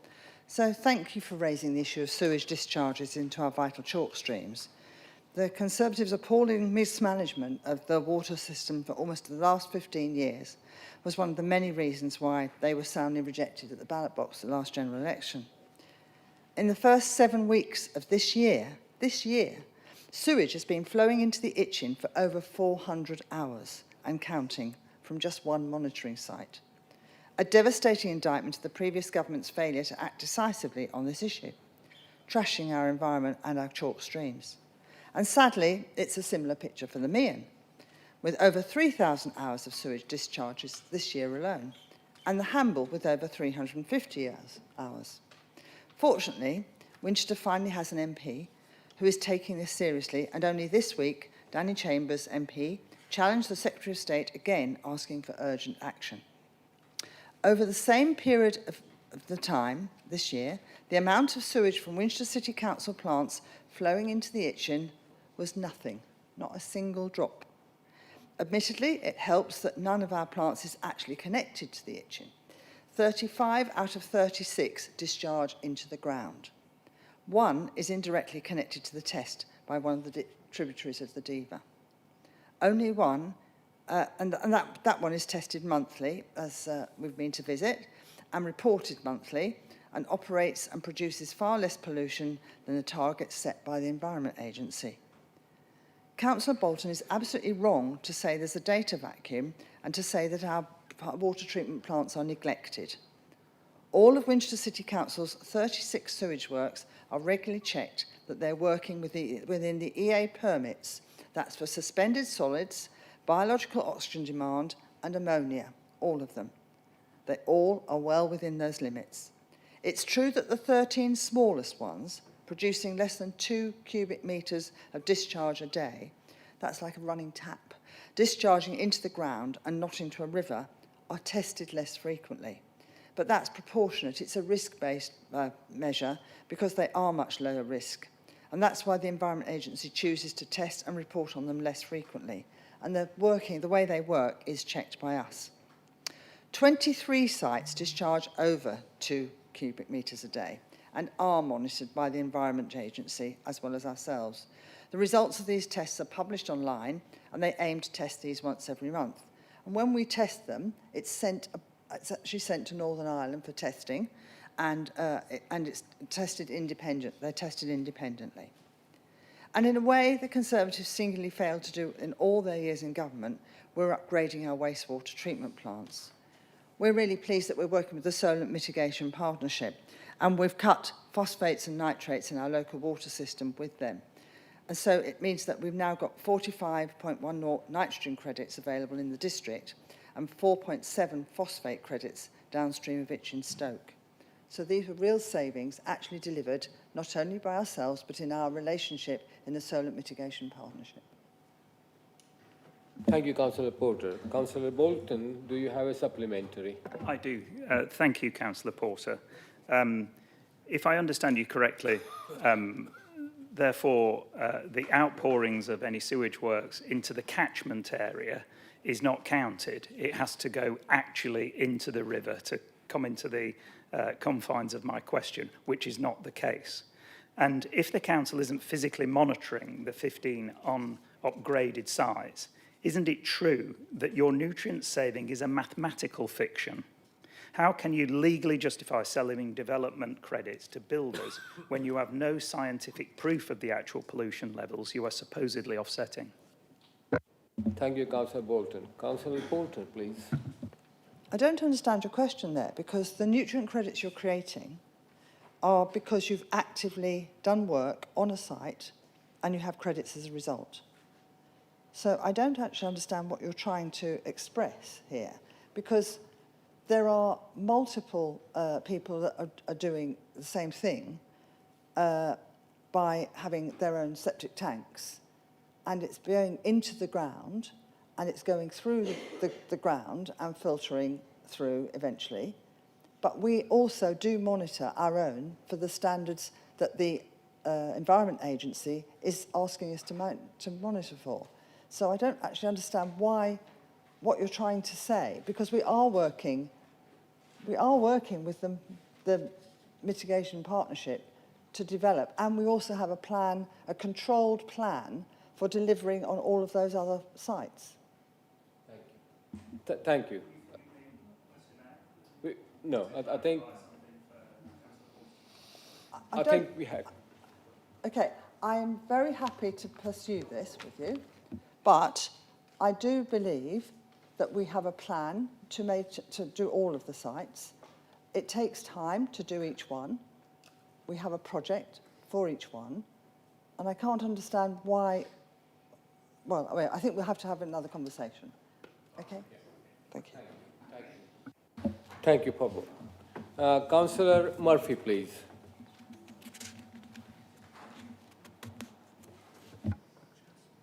Thank you, Mr. Mayor. Winchester City Council declared a climate emergency back in June 2019, an action my late wife, Councillor Linda Murphy, was very proud to have championed. As a council, we've taken many steps to reduce our carbon footprint. A key action for that carbon footprint reduction is the retrofitting of our council housing stock. These retrofits also have the additional benefits in reducing the living costs of our residents. I think I'd just note now that to thank fellow councillors across the chamber who've already raised important specific elements of the project under agenda item 5, and to thank Councillor Cutler and Councillor Todd for their responses on those specific elements. But the question remains here: can the Cabinet member provide an update on the progress that has been made with the retrofit and the plans we have in place for the rest of the retrofit project? Thank you, Councillor Murphy. Is Councillor Todd? Yeah, thank you.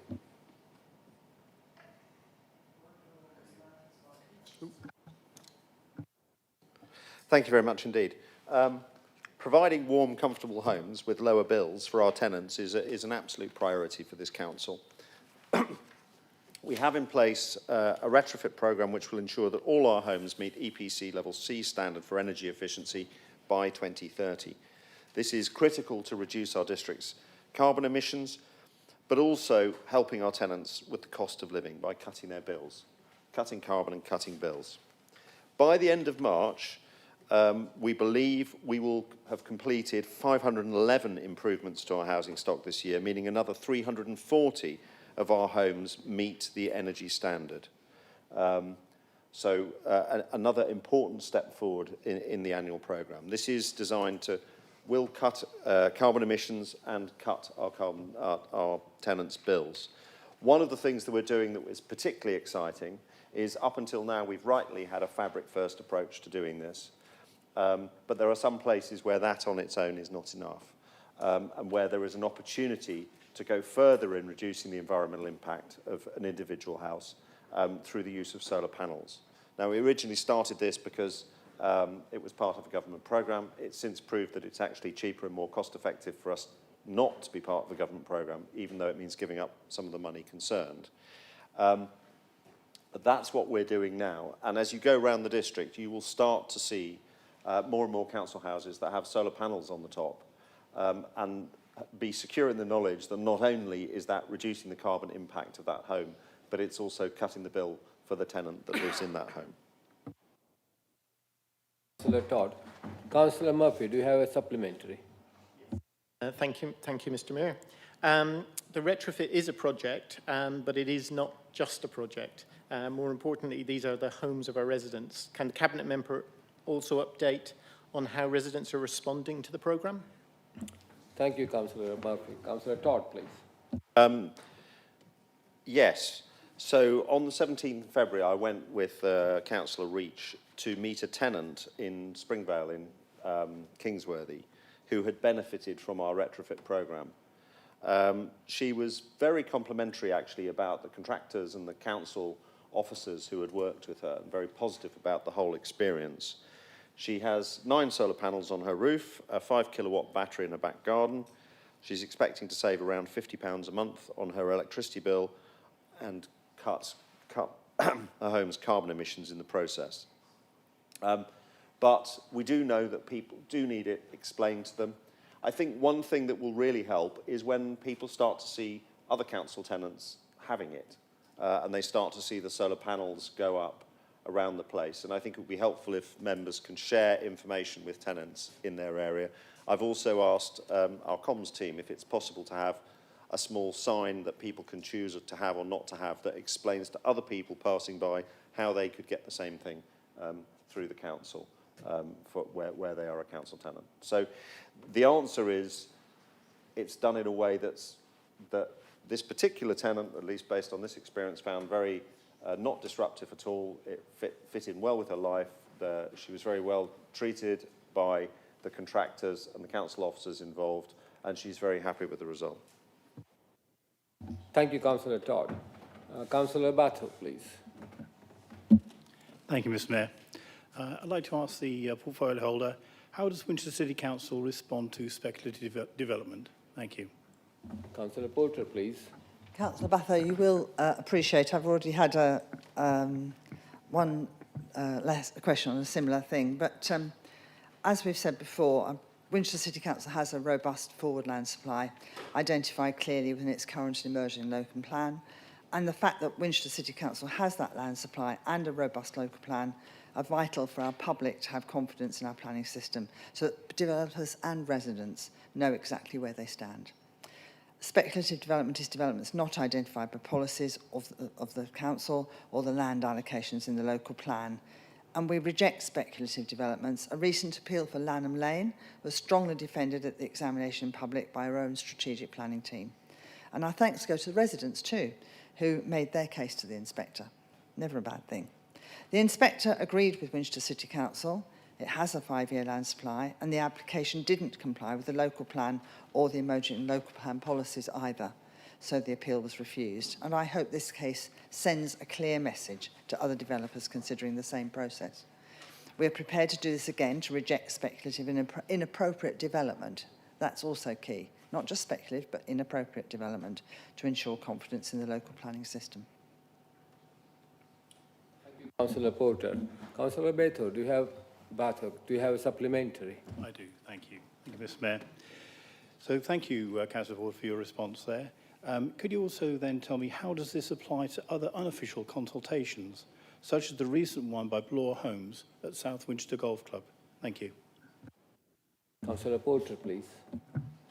Actually, I think the residents saw through it because they've lost and have copied me into their letter back to the company. And they've made it very clear to them that they don't like the look of it either. I think it's important really to have an up-to-date local plan. It's important to work towards adopting the next one after this one. The government's moving to those new style local plans, and you had a little bit of a taste of that with the NPPF the other night. The next plan will be that new style plan, and we have to commence that promptly. Having an up-to-date plan and that land supply helps fight against that speculative development, but also we know that developers will go for the easy targets, so we don't want us to be an easy target. They'll go for the local authorities who don't have this amount of certainty. And so we are sure that our certainty will mean that other people, hopefully, they will direct themselves to other directions and not ours. I'm sure that companies like Bloor Homes have a lot of land holdings in all sorts of places, and there are easier targets than us. Thank you, Councillor Porter. Councillor Cunningham, please. Thank you, Mr. Mayor. I'm sorry, Councillor Porter, but it's you again, I'm afraid. The allocation SS01 in Sutton, Scotland for up to 60 homes is being included in the final version of our local plan review. It was included without any proper consultation with the parish council or local residents, even though evidence was provided that an entirely different site would be acceptable. The developer needs 120 homes on the site to make it viable, which would add an unsustainable 20% more homes to the village. Can the portfolio holder provide any reassurance that our plans will be able to resist an application for 120 homes that the developer wants to put on this site if the allocation is only for 50 to 60? Thank you, Councillor Cunningham. Councillor Porter, please. Sorry, guys, my voice is giving out as well. So, thank you for your question, Councillor Cunningham. I'm pleased you've taken up some interest in this community, albeit at this stage. I'll go into this in some detail for you. There were 2 sites put forward within the village, and this one has the capability of being connected to mains drainage. This was a parish priority. The site does have constraints. There's evidence it may have archaeological interest, which needs investigation before any plans come forward, and there's an opportunity to ensure the land is well drained. These constraints are why the number of homes in the plan was limited by our planners to 50 to 60. The developer was asked to confirm its viability for 50 to 60 homes because that's the number our experienced planning team expected to see, and they didn't deny that. So this site is called SU01, and it was included in the Reg 19 plan, which was the plan the council consulted on and the plan that was examined by the local plan inspector. The site promoter hasn't confirmed to the council the site is unviable if it comes forward for 50 to 60 homes. And this was discussed in detail at the local plan examination. I was there when it was, I listened to it on online. The council is waiting to hear from the local plan inspector following the closure of that examination in public and the consultation on the main modifications. You will probably know, because your fellow councillors will have told you, that representations were submitted as part of those main modifications, public consultation, about how the site at Brightons was selected. The inspector took that on board. She will consider those responses and how officers have responded to those representations. The local plan inspector will come to her own conclusion about the site and the process that was followed. I just want to say that Sutton Scotney is a very sustainable village. It has good local resilience, demonstrated by its thriving village hall activities, its flood action group, its recreation ground, which is managed by a trust, and much more. It has many facilities: a GP surgery, a nursery, 2 shops, post office facilities, petrol station, village hall, employment opportunities, hairdresser, even dog grooming. The village is close to the A34 and the A30, and it has a bus service travelling between Andover and Winchester on 7 days a week. Winchester City Council has the responsibility to allocate sites for homes to our communities. We do what we can to accommodate the views of local people, but sometimes it's not possible and it's not popular. The one true measure we have of the ability to absorb new homes is the sustainability of the community, and Sutton Scotney is enviable in that. The other site currently put forward has a Winterbourne running through it as we speak. Thank you. Thank you, Councillor Porter. Councillor Cunningham, do you have a supplementary, please? No, I do not. Thank you very much, Mr. Mayor. Thank you, Councillor Cunningham. Thank you, members. That concludes the formal business for this evening. Please can officers end the broadcast.